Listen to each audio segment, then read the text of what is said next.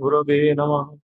श्री चैतन्य मनोभीष्टं स्थापितं येन भूतले स्वयं रूप पदामहं ददाति सोपदान्तिकम् वन्देऽहं श्रीगुरु श्रीयुतपदकमल श्रीगुरो वैष्णवस्य श्रीरूपं साग्रजातं सहगण रघुनाथमितं तं सजीवम् साद्वैतं सावधूतं परिजन सहितं कृष्ण चैतन्य देवं श्री राधा कृष्ण पदान् सगणललिता श्री विशाखानिताश्च हे कृष्ण करुणा सिंधु दीनबंधु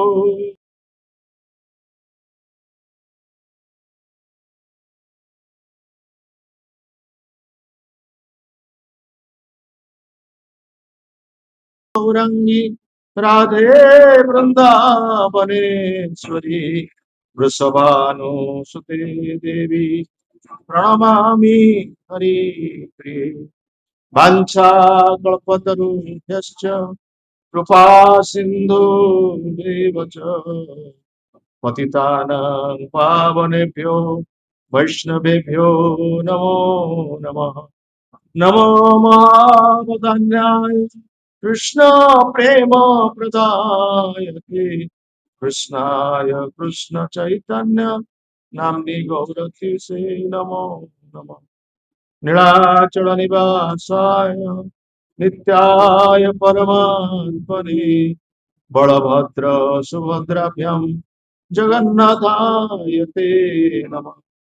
जय श्री कृष्ण चैतन्य प्रभो नित्यानंद श्री अद्वैत गदाधर शिवासादि गौर भक्त वृंद हरे कृष्णा कृष्णा कृष्णा हरे हरे हरे राम राम राम हरे हरे हरे कृष्णा कृष्णा कृष्णा हरे हरे हरे राम राम राम हरे हरे हरे कृष्णा कृष्णा कृष्णा हरे हरे हरे राम राम हरे हरे ओम नमो भगवते वासुदेवाय ओम नमो भगवते वासुदेवाय ओम नमो भगवते वासुदेवाय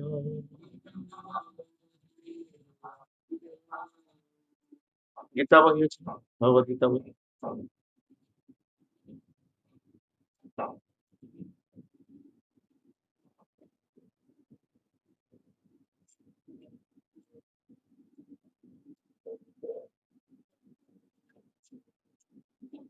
श्रीमद् भगवद गीता दशम अध्याय श्लोक 36 द्यूतम क्षणयताम अस्मि तेज स्तेज सीनाम अहम जयोस्मि व्यवसायोस्मि सत्वं सत्ववता अहम द्यूतं क्षणयतम् अस्मि तेजस्तेजस्विनामहम् जयोस्मि व्यवसायोस्मि सत्वं सत्त्ववतामहं द्यूतं छलयतामस्मि तेजस्तेजस्विनामहम् जयोऽस्मि व्यवसायोऽस्मि सत्वं सत्त्ववतामहम्। शब्दानुवाद दूतम जुआखेल छलयताम छलनाकारी मध्यरे अस्मि अटे तेज तेज तेजस्विनाम तेजियान मानक मध्यरे अहम मु जय जय अस्मि अटे व्यवसाय साहसिक कार्य अस्मि अटे सत्वम बल सत्ववताम बलवान मानक मध्यरे अहम मु। अनुवाद छलनाकारी मानक मध्यरे मु जुआ खेल एवं तेजियान मानक मध्यरे मु तेज अटे मु विजय अटे मु दुस्साहसिक कार्य अटे एवं बलवान मानकर बल अटे। शिल प्रभुपादଙ୍କର भावार्थ ब्रह्मांडରେ ଅନେକ ପ୍ରକାର ଠକ ବା ଛଳନାକାରୀ ଅଛନ୍ତି। ଠକାମୀ କ୍ରିୟା ମାନଙ୍କ ମଧ୍ୟରେ ଜୁଆ ଖେଳ ପ୍ରଧାନ ଏବଂ ସେଥିପାଇଁ ତାହା କୃଷ୍ଣଙ୍କର ପ୍ରତିନିଧିତ୍ୱ କରେ। ପରମ ପୁରୁଷ ହିସାବରେ କୃଷ୍ଣ ଯେକୌଣସି ସାଧାରଣ ମାନବ ଅପେକ୍ଷା ଅଧିକ ଧୂର୍ତ୍ତ ଅଟନ୍ତି। ଯଦି ଶ୍ରୀକୃଷ୍ଣ କୌଣସି ବ୍ୟକ୍ତିକୁ ଠକିବାକୁ ଚେଷ୍ଟା କରନ୍ତି ତାହେଲେ ଏ ଠକାମୀ କ୍ରିୟାରେ ତାଙ୍କୁ କେହି ବଳି ପାରିବ ନାହିଁ। ତାଙ୍କର ମହାନତା ଏକଦେଶଦର୍ଶୀ ନୁହେଁ, ତାହା ସର୍ବଦେଶଦର୍ଶୀ ଅଟେ, ଅର୍ଥାତ୍ ସେ ସବୁ ଦିଗରେ ମହାନ ଅଟନ୍ତି। ବିଜୟୀ ମାନଙ୍କ ମଧ୍ୟରେ ସେ ବିଜୟ ଅଟନ୍ତି, ସେ ତେଜିଆନ ମାନଙ୍କ ମଧ୍ୟରେ ତେଜ ଅଟନ୍ତି, ସାହସୀ ଶିଳ୍ପପତି ମାନଙ୍କ ମଧ୍ୟରେ ସେ ସବୁଠାରୁ ଅଧିକ ସାହସୀ ଅଟନ୍ତି, ସାହସୀ ଯୋଦ୍ଧା ମାନଙ୍କ ମଧ୍ୟରେ ସେ ଅତ୍ୟନ୍ତ ଦୁଃସାହସିକ ଅଟନ୍ତି, ବଳବାନ ମାନଙ୍କ ମଧ୍ୟରେ ସେ ସର୍ବାପେକ୍ଷା ଅଧିକ ବଳବାନ ଅଟନ୍ତି। ଶ୍ରୀକୃଷ୍ଣ ଯେତେବେଳେ ଧରାଧାମରେ ଉପସ୍ଥିତ ଥିଲେ କେହି ତାଙ୍କୁ ବଳରେ ବଳି ପାରୁନଥିଲେ, ଏପରିକି ବାଲ୍ୟାବସ୍ଥାରେ ସେ ଗୋବର୍ଦ୍ଧନ ପର୍ବତକୁ ଉତ୍ତୋଳନ କରିଥିଲେ। ଠକାମୀ କ୍ରିୟାରେ ମଧ୍ୟ ତାଙ୍କୁ କେହି ଠକି ପାରିବେ ନାହିଁ ବା ବଳି ପାରିବ ନାହିଁ। ତେଜରେ ମଧ୍ୟ କେହି ତାଙ୍କୁ ବଳି ପାରିବେ ନାହିଁ, ବିଜୟ ହାସଲ କରିବାରେ କେହି ତାଙ୍କୁ ବଳି ପାରିବେ ନାହିଁ, ସାହସିକ କାର୍ଯ୍ୟରେ କେହି ତାଙ୍କୁ ବଳି ପାରିବ ନାହିଁ ଏବଂ ବଳରେ ମଧ୍ୟ କେହି ତାଙ୍କୁ ବଳି ଯିବେ ନାହିଁ। द्यूतं छलयतामस्मि तेजं तेजस्विनामहं जयोऽस्मि व्यवसायोऽस्मि सत्वं सत्त्ववतामहं। छलनाकारी ମାନଙ୍କ ମଧ୍ୟରେ ମୁଁ ଜୁଆ ଖେଳ ଏବଂ ତେଜିଆନ ମାନଙ୍କ ମଧ୍ୟରେ ମୁଁ ତେଜ ଅଟେ, ମୁଁ ବିଜୟ ଅଟେ, ମୁଁ ଦୁଃସାହସୀ କାର୍ଯ୍ୟ ଅଟେ ଏବଂ ବଳବାନ ମାନଙ୍କ ମଧ୍ୟରେ ମୁଁ ବଳ ଅଟେ। ତ ଶ୍ରୀମଦ୍ ଭଗବତ ଗୀତାରେ ଏଇ 10ମ ଅଧ୍ୟାୟ ଯାହାକୁ ବିଭୂତି ଯୋଗ ବୋଲି କୁହାଯାଉଛି, ଯେତେବେଳେ ଭଗବାନଙ୍କୁ ଆମେ ବିଶ୍ୱାସ କରିପାରୁନା ଯେ ଭଗବାନ ଅଛନ୍ତି ବୋଲି ଆମମାନଙ୍କ ମନରେ ସନ୍ଦେହ ଆସେ, ଭଗବାନ କଣ ପ୍ରକୃତରେ ଅଛନ୍ତି, ସେଇ ସନ୍ଦେହକୁ ଦୂରୀକରଣ କରିବା ପାଇଁ ଭଗବାନ କୃଷ୍ଣ ଅର୍ଜୁନଙ୍କୁ ଭୂମିକା କରି ଆମ ସମସ୍ତଙ୍କୁ ସେ ଉପଦେଶ ଦେଉଛନ୍ତି ବା ଆମ ସମସ୍ତଙ୍କୁ ସେ ଶିକ୍ଷା ପ୍ରଦାନ କରୁଛନ୍ତି ଯେ ଏଇ ଭୌତିକ ଜଗତରେ ଯେତେ ସବୁ ବସ୍ତୁ ରହିଛି ସେ ବସ୍ତୁ ମଧ୍ୟରେ ଯୋଉଟାକୁ ଆମେ ଅତି ଗୁରୁତ୍ୱପୂର୍ଣ୍ଣ ବୋଲି ଗ୍ରହଣ କରୁଛେ ସେଇ ଗୁରୁତ୍ୱପୂର୍ଣ୍ଣ ବସ୍ତୁ ହେଉଛି ମୁଁ। ଯେମିତି ଏଠାରେ କହୁଛନ୍ତି ଦ୍ୟୁତମ ଛଳନତାମ ଅସ୍ମି, ଛଳନକାରୀ ମାନଙ୍କ ମଧ୍ୟରେ ମୁଁ ଜୁଆ ଖେଳ, ଠକିବା, ଯୋଉମାନେ ପ୍ରକୃତରେ ଠକିବା ପାଇଁ ଚେଷ୍ଟା କରୁଛନ୍ତି ଅନ୍ୟମାନଙ୍କୁ, ଭଗବାନ କହୁଛନ୍ତି ମୁଁ ସର୍ବୋତ୍ତମ ଠକ, ମୋ ଠାରୁ କେହି ଅଧିକ କେହି ଠକ ନାହାନ୍ତି। I am supreme in all respects, ମୁଁ ସବୁଥିରେ ଉନ୍ନତ ସ୍ତରରେ ସର୍ବୋନ୍ନତ ସ୍ତରରେ ଅଛି, ମତେ କେହି ବଳି ଯାଇପାରିବେନି। ମୁଁ ବଳଶାଳୀ ମାନଙ୍କ ମଧ୍ୟରେ ସବୁଠାରୁ ବଳଶାଳୀ ଶକ୍ତିଶାଳୀ, ତାଙ୍କଠାରୁ ଆଉ କେହି ବଳଶାଳୀ ନାହିଁ।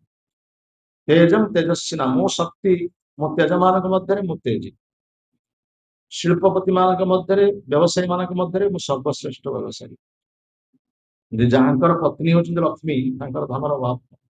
ତେଣୁ ସବୁ କ୍ଷେତ୍ରରେ ସେ ହଉଛନ୍ତି ମହିୟାନ, ସବୁ କ୍ଷେତ୍ରରେ ସେ ବଳିୟାନ, ସବୁ କ୍ଷେତ୍ରରେ ସେ ଉପରେ ଅଛନ୍ତି, ତାଙ୍କଠାରୁ ଆଉ କିଏ ଉପରକୁ ଯାଇପାରିବନି। ଆମର କହିବାର ତାତ୍ପର୍ଯ୍ୟ ହଉଛି ଏଇ ଯୋଉ କଳି ଯୁଗ, ବିଶେଷ କରି ଏହାକୁ ଠକ ଆଉ ଠକାମୀର ଯୁଗ ବୋଲି କୁହାଯାଉଛି। This the age of cheaters and cheated. ଏଠି ଠକ ଅଛନ୍ତି ଏବଂ ବହୁତ ଲୋକ ଠକାମୀରେ ପଡୁଛନ୍ତି। ଠକ ଯିଏ ସେ ଅନ୍ୟକୁ ଠକିବା ପାଇଁ ଚେଷ୍ଟା କରେ। ଆମର ଯୋଉ ବଦ୍ଧ ଜୀବର 4ଟା ଦୋଷ ଅଛି, ଭ୍ରମ, ପ୍ରମାଦ, ବିପ୍ରଲିପ୍ସା ଏବଂ କରଣାପାଟ, ଏଇଟା ହଉଛି ବଦ୍ଧ ଜୀବ, ଯୋଉମାନେ ବଦ୍ଧାବସ୍ଥା ଭୋଗ କରୁଛନ୍ତି, ଜନ୍ମ ମୃତ୍ୟୁ ଜରା ବ୍ୟାଧି ଭିତରେ ସେମାନେ ସଂଗ୍ରାମ କରୁଛନ୍ତି, ତେଣୁ ସେମାନଙ୍କର ଚାରିଟା ଦୋଷ ଅଛି। ମୁକ୍ତ ଜୀବମାନଙ୍କର ଚାରିଟା ଦୋଷ ନାହିଁ। କଣ କଣ ସେ ଚାରିଟା ଦୋଷ? ନା ଭ୍ରମ। ଭ୍ରମ ମାନେ ଅର୍ଥାତ୍ ସେ ଭୁଲ କରିବ, ସେ ନିଶ୍ଚିତ ଭାବରେ ଭୁଲ କରିବ। ଭୁଲ କରିବାଟା ହଉଛି ଆମର ସ୍ୱଭାବ। ଟୁ ଏରର ଇଜ ହ୍ୟୁମାନ ବୋଲି କୁହାଯାଇଛି। ଭୁଲ କରିବାଟା ସାଧାରଣତଃ ସମସ୍ତଙ୍କର ସ୍ୱଭାବ। ଆମେ ଭୁଲ କରୁଛେ ପୁଣି ତାକୁ ସଂଶୋଧନ କରୁଛେ। ତେଣୁ ଏଇ ଗୋଟିଏ ହଉଛି ଦୋଷ, ଭ୍ରମ। ପ୍ରମାଦ, ମାୟା ମୋହିତ ହବ। ଏଇ ଜଗତରେ ଆମେମାନେ ପ୍ରକୃତ ପକ୍ଷେ ମୋହିତ ହେଇଯାଉଛେ। ମାୟା ଆମକୁ ମୋହିତ କରୁଛି। ମାୟାଟା କଣ? ମ୍ରିୟତେ ଅନୟା ଇତି ମାୟା। ଯାହା ପ୍ରକୃତ ବସ୍ତୁ ନୁହେଁ ତାହା ଆମକୁ ପ୍ରକୃତ ବସ୍ତୁ ବୋଲି ଜଣା ପଡୁଛି, ତାକୁ ମାୟା ବୋଲି କୁହାଯାଉଛି। ଯେମିତି ମରିଚିକାରେ ଜଳ ଦେଖାଯାଉଛି ଦୂରରୁ। ଜଣେ ପଥିକ ଯେତେବେଳେ ପ୍ରସାଦ ହଉଛି ସେତେବେଳେ ଦେଖାଯାଉଛି ବାହାରକୁ ଜଳର ଆସ୍ତରଣ ଦେଖାଯାଉଛି, କିନ୍ତୁ ପ୍ରକୃତରେ ସେଟା ଗଲେ ସେଠି ଜଳ ନାହିଁ। ଠିକ ସେଇଭଳି ଭାବରେ ଏ ସଂସାରରେ ଆମେ ଭାବୁଛେ ଏଠି ଆମକୁ ସୁଖ ମିଳିବ, ଏଠି ଆନନ୍ଦ ମିଳିବ, କିନ୍ତୁ ତା ପରିବର୍ତ୍ତେ ଆମକୁ ଦୁଃଖ ଏବଂ କଷ୍ଟ ମିଳୁଛି। ଏଇଟା ହଉଛି ମାୟା ମୋହିତ। କୁନ୍ତୀ ଦେବୀ ମଧ୍ୟ ତାଙ୍କର ଗୋଟିଏ ଶ୍ଲୋକରେ କହିଛନ୍ତି ଭଗବାନଙ୍କ ସ୍ତୁତିରେ, ମାୟା ଜବନିକା ଛନ୍ନମ ଅଜ୍ଞମ ଅଭକ୍ଷଜମ ଅବ୍ୟୟମ ନ ଲକ୍ଷ୍ୟ ସେ ମୂଢ ଦୃଷା ନଟୋ ନାଟ୍ୟ ଧର ଯଥା। ମାୟା ହଉଛି ଗୋଟେ ପରଦା। ମାୟା ଗୋଟେ ପରଦା। ଯେମିତି ନାଟକ ଯେତେବେଳେ ଆରମ୍ଭ ହୁଏ ସେତେବେଳେ ଷ୍ଟେଜରେ ଗୋଟେ ପରଦା ପଡିଥାଏ। ପରଦା ଆରପଟରେ ବସିଥାନ୍ତି ଦର୍ଶକ, ପରଦା ଏପଟରେ ଥାନ୍ତି ଯୋଉମାନେ ଅଭିନୟ କରନ୍ତି, ଅଭିନେତା। ତେଣୁ ଅଭିନେତା ଏବଂ ଦର୍ଶକ ମାନଙ୍କ ମଧ୍ୟରେ ପ୍ରତିବନ୍ଧକ ସୃଷ୍ଟି କରେ କଣ? ନା ପରଦା। ଠିକ ସେଇଭଳି ଭାବରେ ଭଗବାନ ଏବଂ ଜୀବମାନଙ୍କ ମଧ୍ୟରେ ପ୍ରତିବନ୍ଧକ ସୃଷ୍ଟି କରୁଛି ମାୟା ରୂପକ ଜବନିକା, ଅର୍ଥାତ୍ ମାୟା ରୂପକ ପରଦା। ସେଥିପାଇଁ ଭଗବାନ କହୁଛନ୍ତି, ମୁଁ ସବୁଠାରେ ଦୃଶ୍ୟମାନ ହୁଏ ନାହିଁ। ମୁଁ ସମସ୍ତଙ୍କୁ ସମସ୍ତେ ମତେ ଦେଖିପାରିବେ ନାହିଁ, ମତେ ସମସ୍ତେ ଜାଣିପାରିବେ ନାହିଁ। ତେଣୁ ଭଗବାନ ଏବଂ ଜୀବମାନଙ୍କ ମଧ୍ୟରେ ପ୍ରତିବନ୍ଧକ ସୃଷ୍ଟି କରେ ଏଇ ମାୟା ରୂପକ ପରଦା। ଇଏ ଗୋଟେ ହଉଛି ପ୍ରତିବନ୍ଧକ, ମାୟା ଜବନିକା ଆଚ୍ଛନ୍ନମ। ତାପରେ ଆଉ ଗୋଟେ ପ୍ରତିବନ୍ଧକ କଣ? ନା ଆମେମାନେ ହଉଛି ମୂର୍ଖ, ଆମେମାନେ ହଉଛି ଅଜ୍ଞ। ଅଜ୍ଞ କିଭଳି ଭାବରେ ବିଦ୍ୱାନ ହେଇଛେ, ବିଜ୍ଞ ହେଇଛେ, ପାଠଶାଠ ପଢିଛେ, ସ୍କୁଲ କଲେଜ ୟୁନିଭର୍ସିଟି ଡିଗ୍ରୀ ହାସଲ କରିଛେ, କିନ୍ତୁ ଆମେ କହୁଛେ ଭଗବାନ ନାହାନ୍ତି, ଭଗବାନ ହଉଛନ୍ତି ନିରାକାର, ଭଗବାନଙ୍କର କୌଣସି ଆକାର ନାହିଁ। ଏ ପ୍ରକାର ଭାବରେ ଯୋଉମାନେ କହୁଛନ୍ତି ସେମାନେ ପ୍ରକୃତ ପକ୍ଷେ ଅଜ୍ଞ ନୁହନ୍ତି। ଆଉ କଣ କୁହାଯାଇପାରେ? ଭଗବାନ ଯେ ସମସ୍ତ ଜୀବମାନଙ୍କ ମଧ୍ୟରେ ଅଛନ୍ତି, ଚେତନା ଶକ୍ତି ରୂପରେ ସମସ୍ତଙ୍କର ହୃଦୟ ଭିତରେ ଅଛନ୍ତି। ଚେତନା ଶକ୍ତି ଥିବା ହେତୁ ଆମେ କଥା କହୁଛେ, ଆମେ ଚାଲୁଛେ, ବୁଲୁଛେ, ଖେଳୁଛେ, ହସୁଛେ, କୀଟ ପତଙ୍ଗ ମାନେ ସବୁ କ୍ରିୟାଶୀଳ ହଉଛନ୍ତି, ପଶୁ ପକ୍ଷୀ ମାନେ କ୍ରିୟାଶୀଳ ହଉଛନ୍ତି। ଏ ସବୁର ପ୍ରମାଣ ହଉଛି ଭଗବାନ। ଭଗବାନ ସମସ୍ତ ହୃଦୟ ଭିତରେ ଥିବା ହେତୁ ଆମେ ସମସ୍ତେ କ୍ରିୟା କରୁଛେ। ଭଗବାନ ରୂପକ ଯଦି ସେଇ ଯୋଉ ଆତ୍ମାଟି ଚାଲିଯିବ ହୃଦୟ ମଧ୍ୟରୁ, ପରମାତ୍ମା, ଆତ୍ମା ପରମାତ୍ମାଙ୍କର ଅଂଶ, ତେଣୁ ଆତ୍ମା ହୃଦୟ ଭିତରୁ ଚାଲିଯିବ, ଆମର ଏ ଶରୀର ଥିଲେ ମଧ୍ୟ କୌଣସି କ୍ରିୟା କରିପାରିବ। ତେଣୁ ଏଇଟା ତ ହଉଛି ଗୋଟିଏ ପ୍ରମାଣ। ଆଉ କଣ ପ୍ରମାଣ ଦେଖିବାକୁ ଚାହୁଁଛ? ଭଗବାନ ଅଛନ୍ତି। ତେଣୁ ଇଏ ମାନେ ଆଉ ସବୁ ଆମେ ପାଉଛେ ଭଗବାନ ଠାରୁ, ଅର୍ଥାତ୍ ବାୟୁ, ଯୋଉ ବାୟୁଟା ହଉଛି ଭଗବାନଙ୍କର ଶକ୍ତି। ନିଶ୍ୱାସ ପ୍ରଶ୍ୱାସରେ ଆମେ ବାୟୁ ଗ୍ରହଣ କରୁଛେ, ଜଳପାନ କରୁଛେ, ଆଲୋକ ସୂର୍ଯ୍ୟଙ୍କର ଆଲୋକ, ଚନ୍ଦ୍ରଙ୍କର ଆଲୋକ, ଆଲୋକ ପ୍ରାପ୍ତ ହଉଛେ, ଭୂମି ପ୍ରାପ୍ତ ହଉଛେ, ଏସବୁ ଭଗବାନଙ୍କ ନିଚତର ଶକ୍ତି। ଏସବୁ ଶକ୍ତିକୁ ଆମେ ପ୍ରାପ୍ତ ହେଇଛେ। ତେଣୁ ସେଥିପାଇଁ ଆମକୁ କୌଣସି ପ୍ରକାର ଅର୍ଥ ଦେବା ପାଇଁ ପଡୁନି, ସେମାନଙ୍କୁ ଆମକୁ ଟ୍ୟାକ୍ସ ଦେବା ପାଇଁ ପଡୁନି। କିନ୍ତୁ ଏସବୁ ପ୍ରାପ୍ତ ହେଇକି ମଧ୍ୟ କହୁଛେ ଭଗବାନଙ୍କୁ କିଛି ଜଗତରେ କରିବାର ନାହିଁ। ଅସତ୍ୟମ ଅପ୍ରତିଷ୍ଠମ ତେ ଜଗଦାହୁ ଅନିଶ୍ୱରମ। ଏ ଜଗତରେ ଈଶ୍ୱର ବିଷୟରେ କେହି ନାହାନ୍ତି। ଦୈବାସୁର ସମ୍ପତ୍ତି ବିଭାଗ ଯୋଗରେ ଭଗବାନ କହିବେ ଈଶ୍ୱର ବିଷୟରେ ଏଠି କିଛି କରିବାର ନାହିଁ। ଏଠି ପୁରୁଷ ସ୍ତ୍ରୀ ମାନଙ୍କର ସମ୍ପର୍କ ହେଇକି ସଂସାର, ଏଠି ଭଗବାନଙ୍କର କଣ କରିବାର ଅଛି? ଏଇ ପ୍ରକାର କଥା ଯେତେବେଳେ କହିବା, ତାହେଲେ ଆମେ ମାନେ ଅଜ୍ଞ ନୁହେଁ, ଆଉ ମୂର୍ଖ ନୁହେଁ, ଆଉ କଣ କହିବେ? ଅଜ୍ଞ ବୋଲି କୁହାଗଲା, ଆମମାନଙ୍କୁ ଅଜ୍ଞ ବୋଲି କୁହାଗଲା। ଯେତେ ପାଠଶାଠ, ଯେତେ ବିଦ୍ୱାନ ହେଲେ କଣ, ଯଦି ଭଗବାନଙ୍କ ଅସ୍ତିତ୍ୱକୁ ଆମେ ସ୍ୱୀକାର କରୁନେ, ସେମାନେ ହଉଛି ସବୁ ପହିଲା ନମ୍ବର ମୂର୍ଖ। ତାପରେ କୁହାଯାଇଛି ଭଗବାନ ହଉଛି ଅଧକ୍ଷଜ। ଅଧକ୍ଷଜ କହିଲେ ଯାହାଙ୍କୁ ଆମର ଇନ୍ଦ୍ରିୟଜ ଜ୍ଞାନ ଦ୍ଵାରା ଆମେ ତାଙ୍କୁ ଜାଣିପାରିବା ନାହିଁ। ଆମର ଇନ୍ଦ୍ରିୟ ମାନେ ହଉଛନ୍ତି ଦୋଷଯୁକ୍ତ ଇନ୍ଦ୍ରିୟ। ଆମର ଇନ୍ଦ୍ରିୟ ହଉଛି ଦୋଷଯୁକ୍ତ ଇନ୍ଦ୍ରିୟ, ଦୋଷ ମୁକ୍ତ ନୁହେଁ। ବଦ୍ଧ ଜୀବ ମାନଙ୍କର ଦୋଷଯୁକ୍ତ ଇନ୍ଦ୍ରିୟ। ତେଣୁ ଏଇ ଦୋଷଯୁକ୍ତ ଇନ୍ଦ୍ରିୟ ଦ୍ଵାରା ଆମେ ଭଗବାନଙ୍କୁ ଜାଣିପାରିବା କଣ? ଯେତେବେଳେ ନିଜେ ସ୍ୱୟଂ ଭଗବାନ ଆସିଥିଲେ ତାଙ୍କୁ କେତେ ଜଣ ଭଗବାନ ବୋଲି ଜାଣିଥିଲେ? ଦ୍ୱାପର ଯୁଗରେ ଯେତେବେଳେ ନିଜେ ସ୍ୱୟଂ ଭଗବାନ ଆସିଛନ୍ତି, ସେତେବେଳେ ଶିଶୁପାଳ ତାଙ୍କୁ ଜାଣିନାହିଁ, ଦୁର୍ଯ୍ୟୋଧନ ଜାଣିନାହିଁ, ବହୁତ ବ୍ୟକ୍ତି ଅଛନ୍ତି ତାଙ୍କୁ ଭଗବାନ ବୋଲି ଜାଣିନାହିଁ। ଆଉ ସେତେବେଳେ ନିଜେ ସ୍ୱୟଂ ଭଗବାନ ଆସିଛନ୍ତି ପଣ୍ଡର ବାସୁଦେବ ତ ତାଙ୍କ ସହିତ ଯୁଦ୍ଧ କରିବା ପାଇଁ ପ୍ରତିଦ୍ୱନ୍ଦ୍ୱୀ ହେଇଛି। ସେ କହୁଛି ମୁଁ ଭଗବାନ, ପଣ୍ଡର ବାସୁଦେବ ନିଜକୁ ଭଗବାନ, ନିଜେ ସ୍ୱୟଂ ଭଗବାନ ଯେତେବେଳେ ଅଛନ୍ତି। ଆଉ କଳିଯୁଗରେ ତ ସମସ୍ତେ ଗୋଟେ ଗୋଟେ ଭଗବାନ, ପ୍ରତ୍ୟେକ 2 ମାସ ଅନ୍ତର ଗୋଟେ ଭଗବାନ ବାହାରୁଛନ୍ତି। ତେଣୁ କଣ ପ୍ରକୃତରେ ଭଗବାନକୁ ଆମେ ଜାଣିବା କି? ତେଣୁ ଭଗବାନଙ୍କୁ ଆମର ନିଜର ଇନ୍ଦ୍ରିୟ ଜ୍ଞାନ ଦ୍ୱାରା ଆମେ ତାକୁ ଜାଣିପାରିବାନି। ସେଥିପାଇଁ ସେ କହୁଛନ୍ତି ଅଧକ୍ଷଜ। ଅଧକ୍ଷଜ ମାନେ ଯାହାକୁ ଇନ୍ଦ୍ରିୟ ଜ୍ଞାନ ଦ୍ୱାରା ତୁମେ ଜାଣିପାରିବ। ଇଏ ହଉଛି ପ୍ରତିବନ୍ଧକ। ଭଗବାନଙ୍କୁ ଜାଣିବା ପାଇଁ ଇଏ ହଉଛି ପ୍ରତିବନ୍ଧକ। ଏଇଟା ହଉଛି ମାୟା। ତେଣୁ ମାୟା ଜବନିକା ଛନ୍ନମ ଅଜ୍ଞମ ଅଧକ୍ଷଜମ ଅବ୍ୟୟମ ନ ଲକ୍ଷ୍ୟ ସେ ମୂଢ ଦୃଶା। ଯୋଉମାନେ ମୂଢ ବୋଲି ବହୁତ ଜାଗାରେ ସମ୍ବୋଧନ କରାଯାଇଛି ଗୀତାରେ, ଭାଗବତରେ, ବିଭିନ୍ନ ସ୍ଥାନ। ମୂଢ ମାନେ ଯାହାକୁ ଇଂରାଜୀରେ କୁହାଯାଉଛି ରାସ୍କେଲ।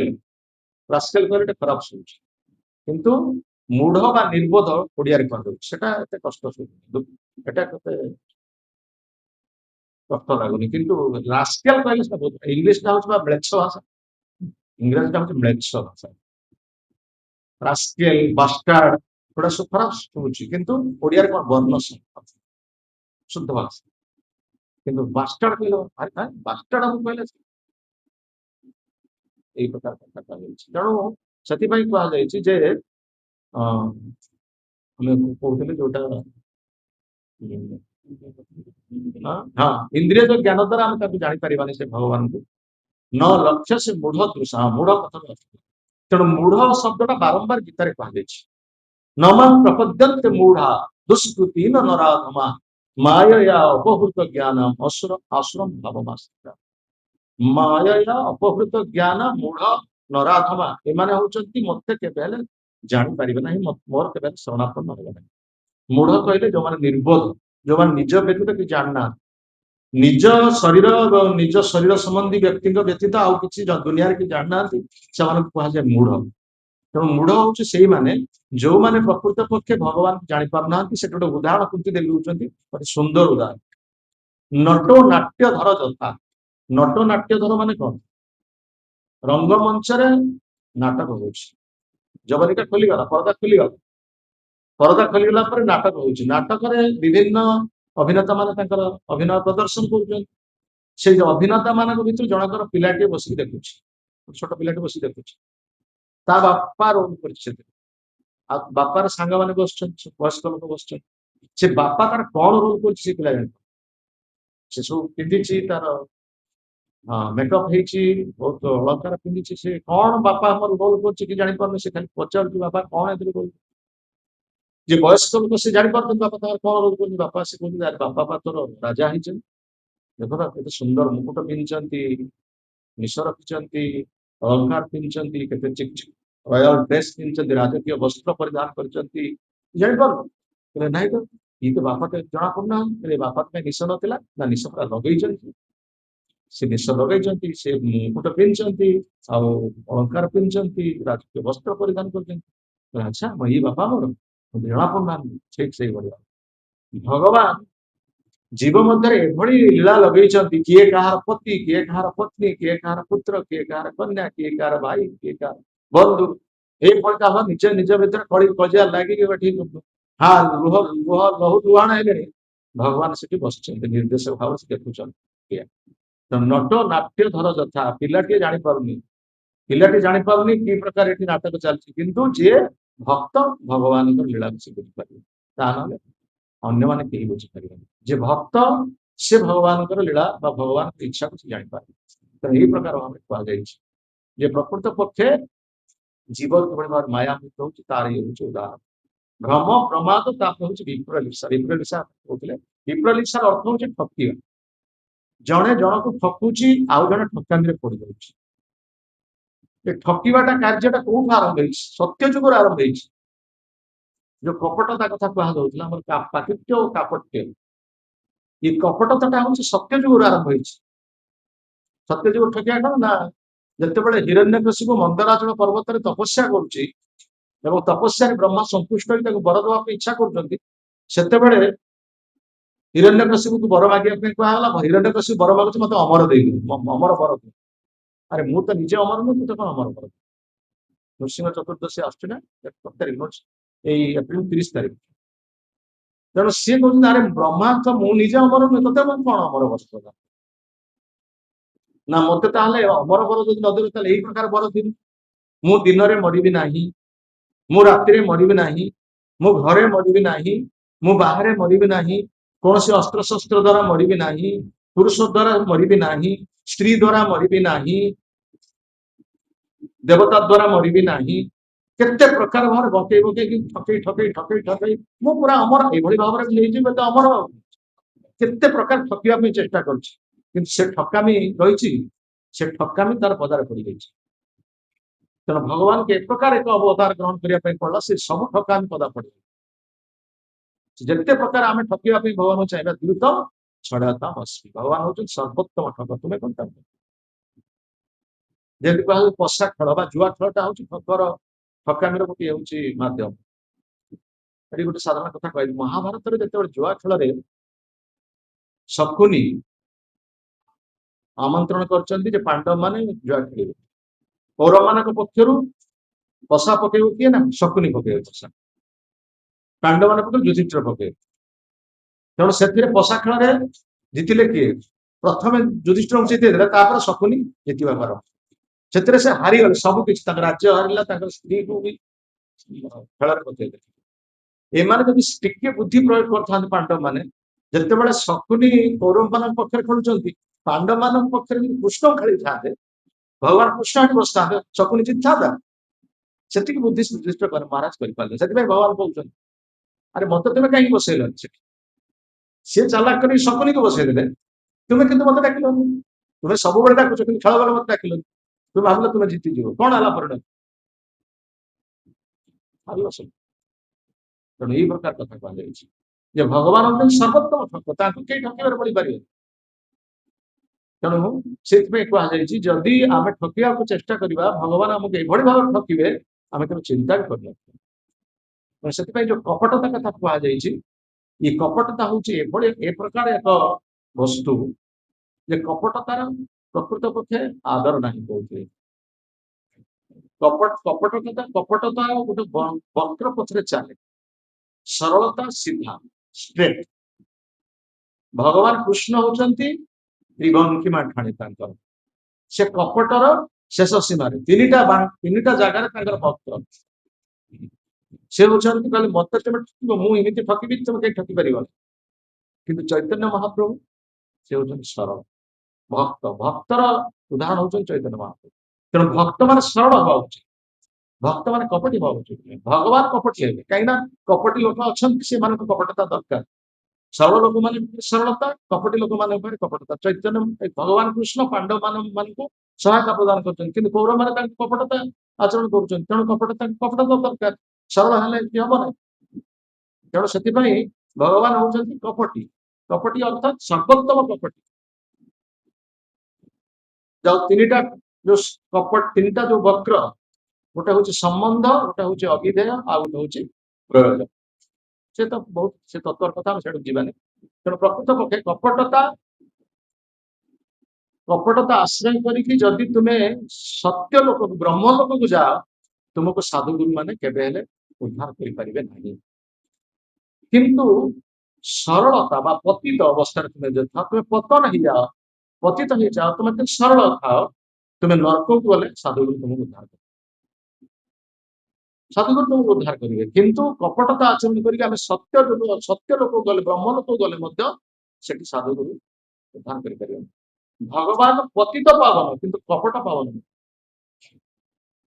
ଭକ୍ତ ପତିତ ପାବନ, ଭଗବାନ ପତିତ ପାବନ, କିନ୍ତୁ ସେ କପଟ ପାବନ ନୁହେଁ। ଯୋଉମାନେ କପଟ ଆଚରଣ କରିବେ ତାଙ୍କୁ ଭଗବାନ କେବେ ଉଦ୍ଧାର କରିବେନି।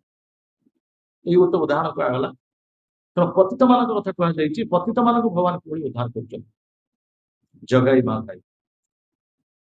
ଯଦିଓ ସେମାନେ ନାନା ପ୍ରକାର ପାପ ଆଚରଣ କରୁଥିଲେ, କିନ୍ତୁ ସେମାନେ ସରଳ, ସେମାନେ ପତିତ ଥିଲେ, ଜାଣିନଥିଲେ ଯେ ଅଜ୍ଞତା ଦ୍ଵାରା ସେମାନେ ଯୋଉ ପ୍ରକାର ପାପ କରୁଛନ୍ତି, ସେମାନେ ସେ ପାପ ବିଷୟରେ ଜାଣିନଥିଲେ ଯେ ପାପ କରିବାର ଯୋଉ ପରିଣାମ କଣ ସେ ବିଷୟରେ ଜାଣିନଥିଲେ। ସେମାନେ ଚୋରି କରୁଥିଲେ, ଡକାୟତ କରୁଥିଲେ, ସବୁ ପ୍ରକାର ପାପ କାର୍ଯ୍ୟ କରୁଥିଲେ।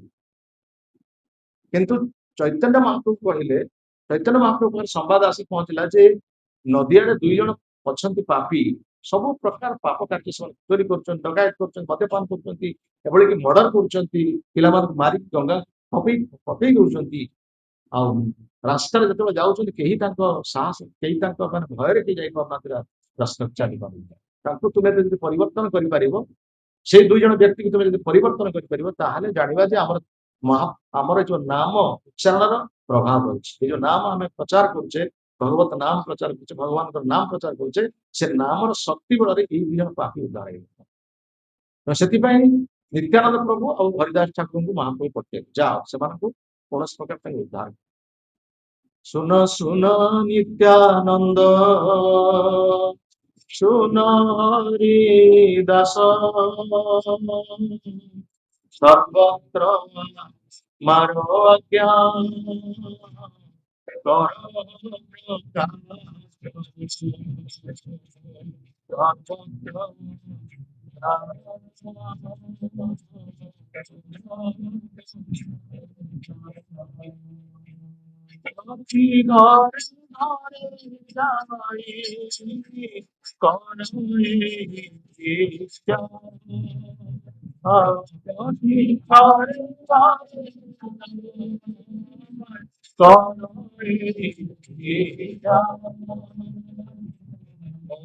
কৃষ্ণ ভজ কৃষ্ণ,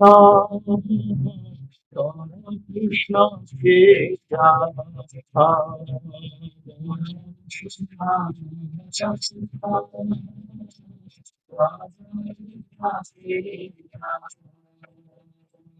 কৃষ্ণের সংসার ছাড়িও না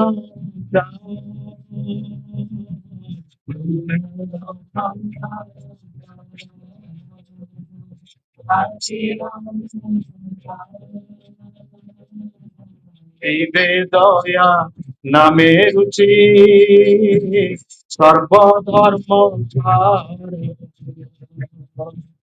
দিবে দয়া নামে রুচি,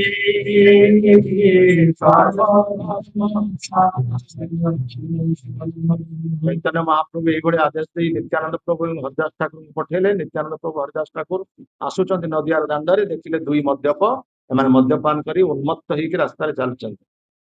ତେଣୁ ସେ ସମୟରେ ଲୋକମାନେ ଯେ ଥିଲେ ସେଠି କହିଲେ ଯାଆନ୍ତୁ ନାହିଁ, ସେମାନେ ଭୟାନକ ଲୋକ, ସେମାନେ ମାରିଦେବେ ଆଜ୍ଞା, ଆପଣ ସାଧୁ ଲୋକ, କାହିଁକି ଆପଣ ଯାଉଛନ୍ତି ଅଯଥା, ଆମେ ମାନେ ଭୟ କରୁଛୁ ରାସ୍ତାରେ ଯିବା ପାଇଁ, ଆପଣ ଯାଆନ୍ତୁନି ତାଙ୍କ କହିଲେ ନାଇଁ ନାଇଁ ଆମକୁ ଯିବାକୁ ପଡିବ। ତେଣୁ ଏମାନେ ନିତ୍ୟାନନ୍ଦ ପ୍ରଭୁ ଏବଂ ହରିଦାସ ଠାକୁର ତାଙ୍କ ପାଖରେ ଯାଇ ପହଞ୍ଚିକି କହୁଛନ୍ତି ଆଜ୍ଞା, ଆରେ ବାବୁ ତମେ ଟିକେ ହରିନାମ କର, ତମେ କାହିଁକି ଏଭଳି ମଦ୍ୟପାନ କରି ଉନ୍ମତ୍ତ ହଉଛ, ଟିକେ ହରିନାମ କର। ସେଇଠୁ ଏମାନେ ଆଶ୍ଚର୍ଯ୍ୟ ହେଲେ, କହିଲେ ଆରେ ଆମ ଆଗକୁ କେହି ଆସିକି ଲୋକ କଥା କହିବାକୁ ସାହସ କରନ୍ତି ନାହିଁ, ଇଏ ଦିଟା କିଏ? ଇଏ ଦିଟା କିଏ ଆସିକି ଆମ ଆଗରେ କଣ କଥାବାର୍ତ୍ତା କଲେଣି? ସେଠୁ ଗୋଡେଇଲେ ସେ ଦି ଜଣ, ଏଭଳି ଭାବରେ ଗୋଡେଇଲେ ଯେ ଏମାନେ ଦୌଡ଼ି ଦୌଡ଼ି ହଲିଆ ହେଇକି ଶେଷରେ ପହଞ୍ଚିଲେ କୋଉଠି ନା ମହାପ୍ରଭୁଙ୍କର ଯୋଉ ଶ୍ରୀବାସ ପଣ୍ଡିତ ଘରେ ପଶିଗଲେ ତା ଭିତରେ। ଏତେ ଭୟାକାର ଏଇ ମାନେ ଏମିତି ଭାବରେ ଗୋଡେଇଛନ୍ତି ମାରିଦେବି ଯିତ। ତେଣୁ ସେମାନେ ଦି ଜଣ ଭୟରେ ପଶିଗଲେ, ନିତ୍ୟାନନ୍ଦ ହରିଦାସ ଠାକୁର ମହାପ୍ରଭୁଙ୍କ ପାଖରେ ପହଞ୍ଚିଗଲେ। କହିଲେ ଆଜ୍ଞା ଆପଣ ଏଭଳି ଲୋକଙ୍କ ପଡିଲେ ଆଜି ଆମକୁ ମାରି ଦେଇଥାନ୍ତି ସେ, ଆଉ ସିଏ ପୁଣି ତାଙ୍କୁ ଆମେ କଣ ପରିବର୍ତ୍ତନ କରିବା? ସେଠୁ ମହାପ୍ରଭୁ କହିଲେ ଦେଖ, ତୁମକୁ ଦର୍ଶନ କଲା ପରେ ସେମାନେ ପରିବର୍ତ୍ତନ ନିଶ୍ଚିତ ଭାବରେ ହେବେ, ଆଉ ପରିବର୍ତ୍ତନ ହବା ଆରମ୍ଭ ସେମାନେ କଲେଣି।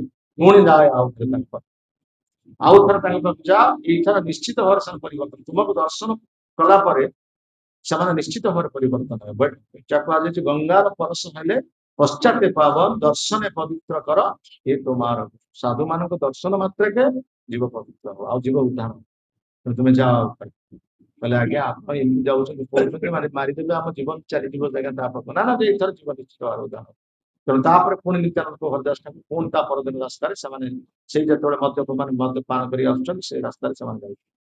ତେଣୁ ନିତ୍ୟାନନ୍ଦ ପ୍ରଭୁ ଆଉ ସାହସ ସଞ୍ଚୟ କରି ତାଙ୍କୁ ମାଧାଇକି କହିଲେ, ଆରେ ମାଧାଇ ତୁ ବହୁତ ମଦ୍ୟପାନ କଲୁଣି, ବହୁତ ପାପ କର୍ମ କଲୁଣି, ଟିକେ ଅନ୍ତତଃ ଟିକେ ହରିନାମ କର, ଟିକେ ହରିନାମ କର, ଟିକେ ହରିନାମ ଉଚ୍ଚାରଣ କର। ସେଠୁ ମାଧାଇ ଗଲା, କଣ ହେଲା, ମତେ ଏଇପରି ପାଠ ପଢଉଛି, ଏ ପାଠ ପଢ, ଆମେ ସମସ୍ତଙ୍କୁ ପାଠ ପଢୁ, ଇଏ ଆମକୁ ପାଠ ପଢେଇଲାଣି। ଘରେ ଥିଲା ମଦ ଗଡା, ଧଇଲା ଦେଲା ପିଟି ପାହାରେ ନିତ୍ୟାନନ୍ଦଙ୍କ ମସ୍ତକ ପାହାରେ ପିଟି ଦେଲା, ମସ୍ତକର ଧାର ଧାର ରକ୍ତ ବହିବାକୁ ଆରମ୍ଭ କଲା। ଧାର ଧାର ମସ୍ତକ ବହିବା ପରେ ମଧ୍ୟ ନିତ୍ୟାନନ୍ଦ ତା ପାଦ ପାଖରେ ବସି କହିଲେ, ଆରେ ମାଧାଇ ତୁ ମାରିଲୁ ଭଲ କଲୁ, ଆହୁରି ମାର, ଯେତେ ଇଚ୍ଛା ମାରିବା କଥା ମାର, କିନ୍ତୁ ଥରେ ତୁ କୃଷ୍ଣ ନାମ ଉଚ୍ଚାରଣ କର। ମାଡ଼ ଖାୟା ପ୍ରେମ ଦିଆ ଏମନ ପ୍ରଭୁ କୋଥାয় ଅଛି।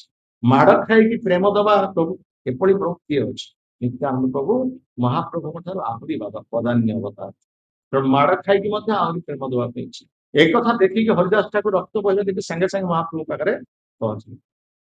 ମହାପ୍ରଭୁ ପାଖରେ କହିଲେ, ଦେଖନ୍ତୁ ନିତ୍ୟାନନ୍ଦ ପ୍ରଭୁଙ୍କ ଆଘାତ ହେଲାଣି, ମଥା ଫାଟିକି ରକ୍ତ ଧାରା ଧାରା ହଉଛି, ଆପଣ ଶୀଘ୍ର ଆସନ୍ତୁ। ମହାପ୍ରଭୁ କହିଲେ, କଣ ହେଲା? ନିତ୍ୟାନନ୍ଦ ପ୍ରଭୁ ଉପରେ ଆଘାତ କଲ? କି ସେ ଆଘାତ କଲ? ହଁ ନା ଆଜ୍ଞା, ସେ ମାଧାଇ ଆଘାତ କରିଛି। ମହାପ୍ରଭୁ ସଙ୍ଗେ ସଙ୍ଗେ ଦୌଡ଼ି ଦୌଡ଼ିକି ଆସିଲେ। କାହାନ୍ତି କାହାନ୍ତି ସେ ପାପି, କାହିଁକି ସେ ପାପି? ସୁଦର୍ଶନ ସୁଦର୍ଶନ ଆହ୍ୱାନ କରିକି ଆସିକି ପହଞ୍ଚିଗଲେ ତାଙ୍କ ସ୍ଥାନରେ, ଯୋଉଠି ଆଘାତ ଦେଇଥିଲା ନିତ୍ୟାନନ୍ଦ ପ୍ରଭୁ। କହିଲା, କଣ ହେଲା? ଇଏ ପୁଣି ମୋ ନିତ୍ୟାନନ୍ଦକୁ ଆଘାତ କରିବ? ସୁଦର୍ଶନ ସୁଦର୍ଶନ କରି ଆହ୍ୱାନ କଲେ, ସୁଦର୍ଶନ ଚକ୍ର ସିଆଡୁ ଆସୁଛି। ଏଇ ଦୁଇ ଜଣ ଭୟଭୀତ ହେଇଗଲେଣି, ଜଗାଇ ମାଧାଇ ଭୟଭୀତ ହେଲେଣି। ଜଗାଇ ଆସି ପାଦ ତଳେ ପଡିଗଲେଣି।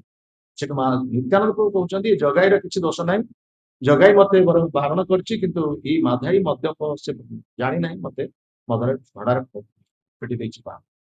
ତେଣୁ ଠିକ ଅଛି, ଜଗାଇ ଯଦି ତୁମ କିଛି ଦୋଷ ନାହିଁ ତାର, ତାକୁ ଆମେ କୌଣସି ପ୍ରକାର ଭାବରେ ତାର ଅପରାଧକୁ ଆମେ କ୍ଷମା କରିବା, କିନ୍ତୁ ଏଇ ମାଧାଇକୁ ନିଶ୍ଚିତ ଭାବରେ ଏଇ ମସ୍ତକ କାଟିବ, ଏଇ ସୁଦର୍ଶନ ଚକ୍ର ତା ମସ୍ତକ କାଟିବ। ତେଣୁ ସେତେବେଳେ ମାଧାଇ ଦେଖିଲା ଯେ ମୋର ଆଉ ନିସ୍ତାର ନାହିଁ, ମୁଁ ନିଶ୍ଚିତ ଭାବରେ ମୃତ୍ୟୁବରଣ କରିବି।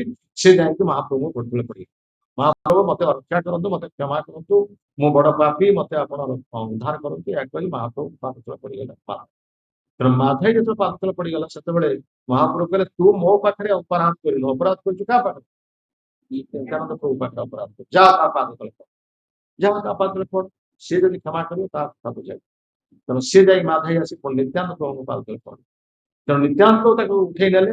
ଉଠେଇ ନେଇ କହିଲେ, ନିତ୍ୟାନନ୍ଦ ପ୍ରଭୁ ଯାଇ ମହାପ୍ରଭୁଙ୍କ ନିକଟରେ ଅଳି କଲେ, କହିଲେ, ଦେଖନ୍ତୁ ମାଧାଇ ପ୍ରକୃତରେ ପାପୀ, ସେ ଜାଣିନାହିଁ ପାପ କରିଛି, କିନ୍ତୁ ତାର ସମସ୍ତ ପାପକୁ ମତେ ପ୍ରଦାନ କରନ୍ତୁ। ମୋର ଯଦି କିଛି ପୁଣ୍ୟ ସଞ୍ଚିତ ହେଇଥାଏ, ମୁଁ ତାକୁ ପ୍ରଦାନ କରୁଛି, ଆଉ ତାକୁ ଆପଣ ଉଦ୍ଧାର କରନ୍ତୁ। ଦେଖନ୍ତୁ ଏଇ ପ୍ରକାର ଉଦାର ନିତ୍ୟାନନ୍ଦ ପ୍ରଭୁ କହିଲେ, ମୋର ଯଦି କିଛି ପାପ ଅଛି, ନା ମୋର ଯଦି କିଛି ପୁଣ୍ୟ ଅଛି, ତାକୁ ପ୍ରଦାନ କରନ୍ତୁ, ତାର ପାପଟାକୁ ମୁଁ ଗ୍ରହଣ କରିବି। ସେ ପାପର ପ୍ରତିକ୍ରିୟା ପାଇଁ ମୁଁ ଜନ୍ମାନ୍ତର ଦୁଃଖ ଭୋଗ କରିବି, କିନ୍ତୁ ତାକୁ ଆପଣ ଉଦ୍ଧାର କରନ୍ତୁ। ସେଠୁ ମହାପ୍ରଭୁ କହିଲେ, ଠିକ ଅଛି, ତୁମ ପାଇଁ ଆଜି ଆମେ ଏଇ ଦୁଇ ବ୍ୟକ୍ତିକୁ ଉଦ୍ଧାର କରିବୁ, କିନ୍ତୁ ଆମେ ଉଦ୍ଧାର କରିବୁ ଗୋଟିଏ ସର୍ତ୍ତରେ, ସେମାନେ ଆଜିଠାରୁ ଆଉ କୌଣସି ପ୍ରକାର ପାପ କର୍ମ କରିବେ ନାହିଁ। ନା ଦ୍ୱିତ କ୍ରୀଡ଼ା, ନା ଅବୈଧ ତ୍ରିସଙ୍ଗ, ନା ମଦ୍ୟପାନ, ନା ନିଶାଦ୍ରବ୍ୟ ସେବନ ବା ଆମିଷ ଭକ୍ଷଣ, ଏସବୁ କାର୍ଯ୍ୟ ସମ୍ପୂର୍ଣ୍ଣ ଭାବରେ ବନ୍ଦ। ଆଉ ସେମାନେ ସମସ୍ତେ ଆମର ଭକ୍ତମାନଙ୍କ ସମ୍ମୁଖରେ ସେମାନେ ଶପଥ କରିବେ। ଏଇ ପ୍ରକାର ଭାବରେ ତାଙ୍କୁ କୁହାଗଲା, ସନ୍ଧ୍ୟା ସମୟରେ ଆସ, ସମସ୍ତ ଭକ୍ତମାନଙ୍କ ପାଖରେ ତୁମେ ପ୍ରତିଜ୍ଞା କରିବ। ତେଣୁ ଜଗାଇ ମାଧାଇ ସେଠାକୁ ଯାଇକି ଗଲେ। ସେମାନେ ଯଦି କପଟି ଯାଇଥାନ୍ତି, ସେମାନେ କେବେ ଯାଇ ନଥାନ୍ତି। ତେଣୁ ସେମାନେ ସରଳ ଥିଲେ, ସେମାନେ ଜାଣିନଥିଲେ କେତେ ବଡ ପାପ କରୁଛନ୍ତି, କିନ୍ତୁ ଯେତେବେଳେ ଶୁଣିଲେ ଯେ ଆମେ ଏ ପ୍ରକାର ପାପୀ, ତେଣୁ ସେମାନେ ସଙ୍ଗେ ସଙ୍ଗେ ଯାଇକି ସନ୍ଧ୍ୟାରେ ଯାଇକି ପହଞ୍ଚିଲେ। ନିତ୍ୟାନନ୍ଦ ପ୍ରଭୁ ଏବଂ ମହାପ୍ରଭୁ ସେଟା ଉପସ୍ଥିତ ଥାନ୍ତି, ସମସ୍ତ ଭକ୍ତମାନେ ଥାନ୍ତି। ମହାପ୍ରଭୁ କହିଲେ, ବର୍ତ୍ତମାନ ଏଇ ଦୁଇ ଜଣ ଆସିଛନ୍ତି, ଜଗାଇ ମାଧାଇ, ସେମାନେ ଆଜି ତୁମ ସମକ୍ଷରେ, ସମସ୍ତଙ୍କ ସମକ୍ଷରେ ପ୍ରତିଜ୍ଞା କରିବେ, ଆଜିଠାରୁ ସେମାନେ ଏଇ ଚାରିଟି ପାପ କାର୍ଯ୍ୟ କୌଣସି ପ୍ରକାର ଭାବେ କରିବେ ନାହିଁ।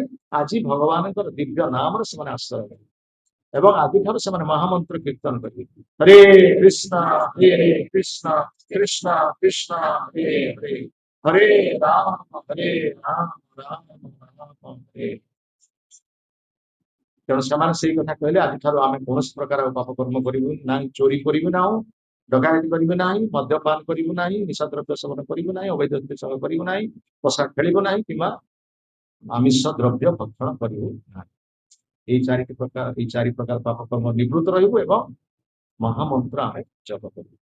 ଆଉ ସେଇ ଦିନ ଠାରୁ ସେମାନେ ମହାପ୍ରଭୁଙ୍କର ଉପଦେଶକୁ ଗ୍ରହଣ କଲେ, ଆଉ ସେମାନେ ସେଇ ଦିନ ଠାରୁ କୌଣସି ପାପ କର୍ମ କରିବେ।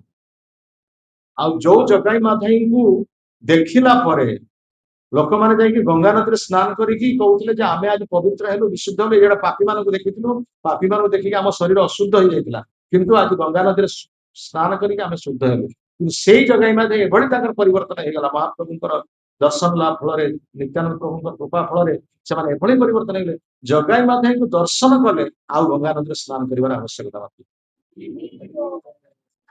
ଗଙ୍ଗା ନଦୀରେ ସ୍ନାନର ଫଳ ଜଗାଇ ମାଧାଇଙ୍କୁ ଦର୍ଶନ କଲେ ପାଇଯାଉଥିଲେ। କିଭଳି ଭାବରେ ତାଙ୍କ ପରିବର୍ତ୍ତନ ହେଲା ନା, ଜଗାଇ ମାଧାଇ ତା ପରଦିନ ଠାରୁ ସେମାନେ କଣ କଲେ ନା, ଗୋଟେ ଘାଟ କଲେ। ଗଙ୍ଗା ନଦୀରେ ଗୋଟେ ଘାଟ କଲେ ଜଗାଇ ମାଧବ ଘାଟ ନବଦ୍ୱୀପରେ ଅଛି। ଆପଣ କଲେ ସେ ନବଦ୍ୱୀପରେ ଜଗାଇ ମାଧବ ଘାଟ ଅଛି। ସେ ଘାଟକୁ ଯୋଉମାନେ ସ୍ନାନ କରିବା ପାଇଁ ଆସନ୍ତି ସେ ଦୁଇ ଭାଇ କଣ କରନ୍ତି, ସେମାନେ ପାଦ ଧୋଇ ଦିଅନ୍ତି।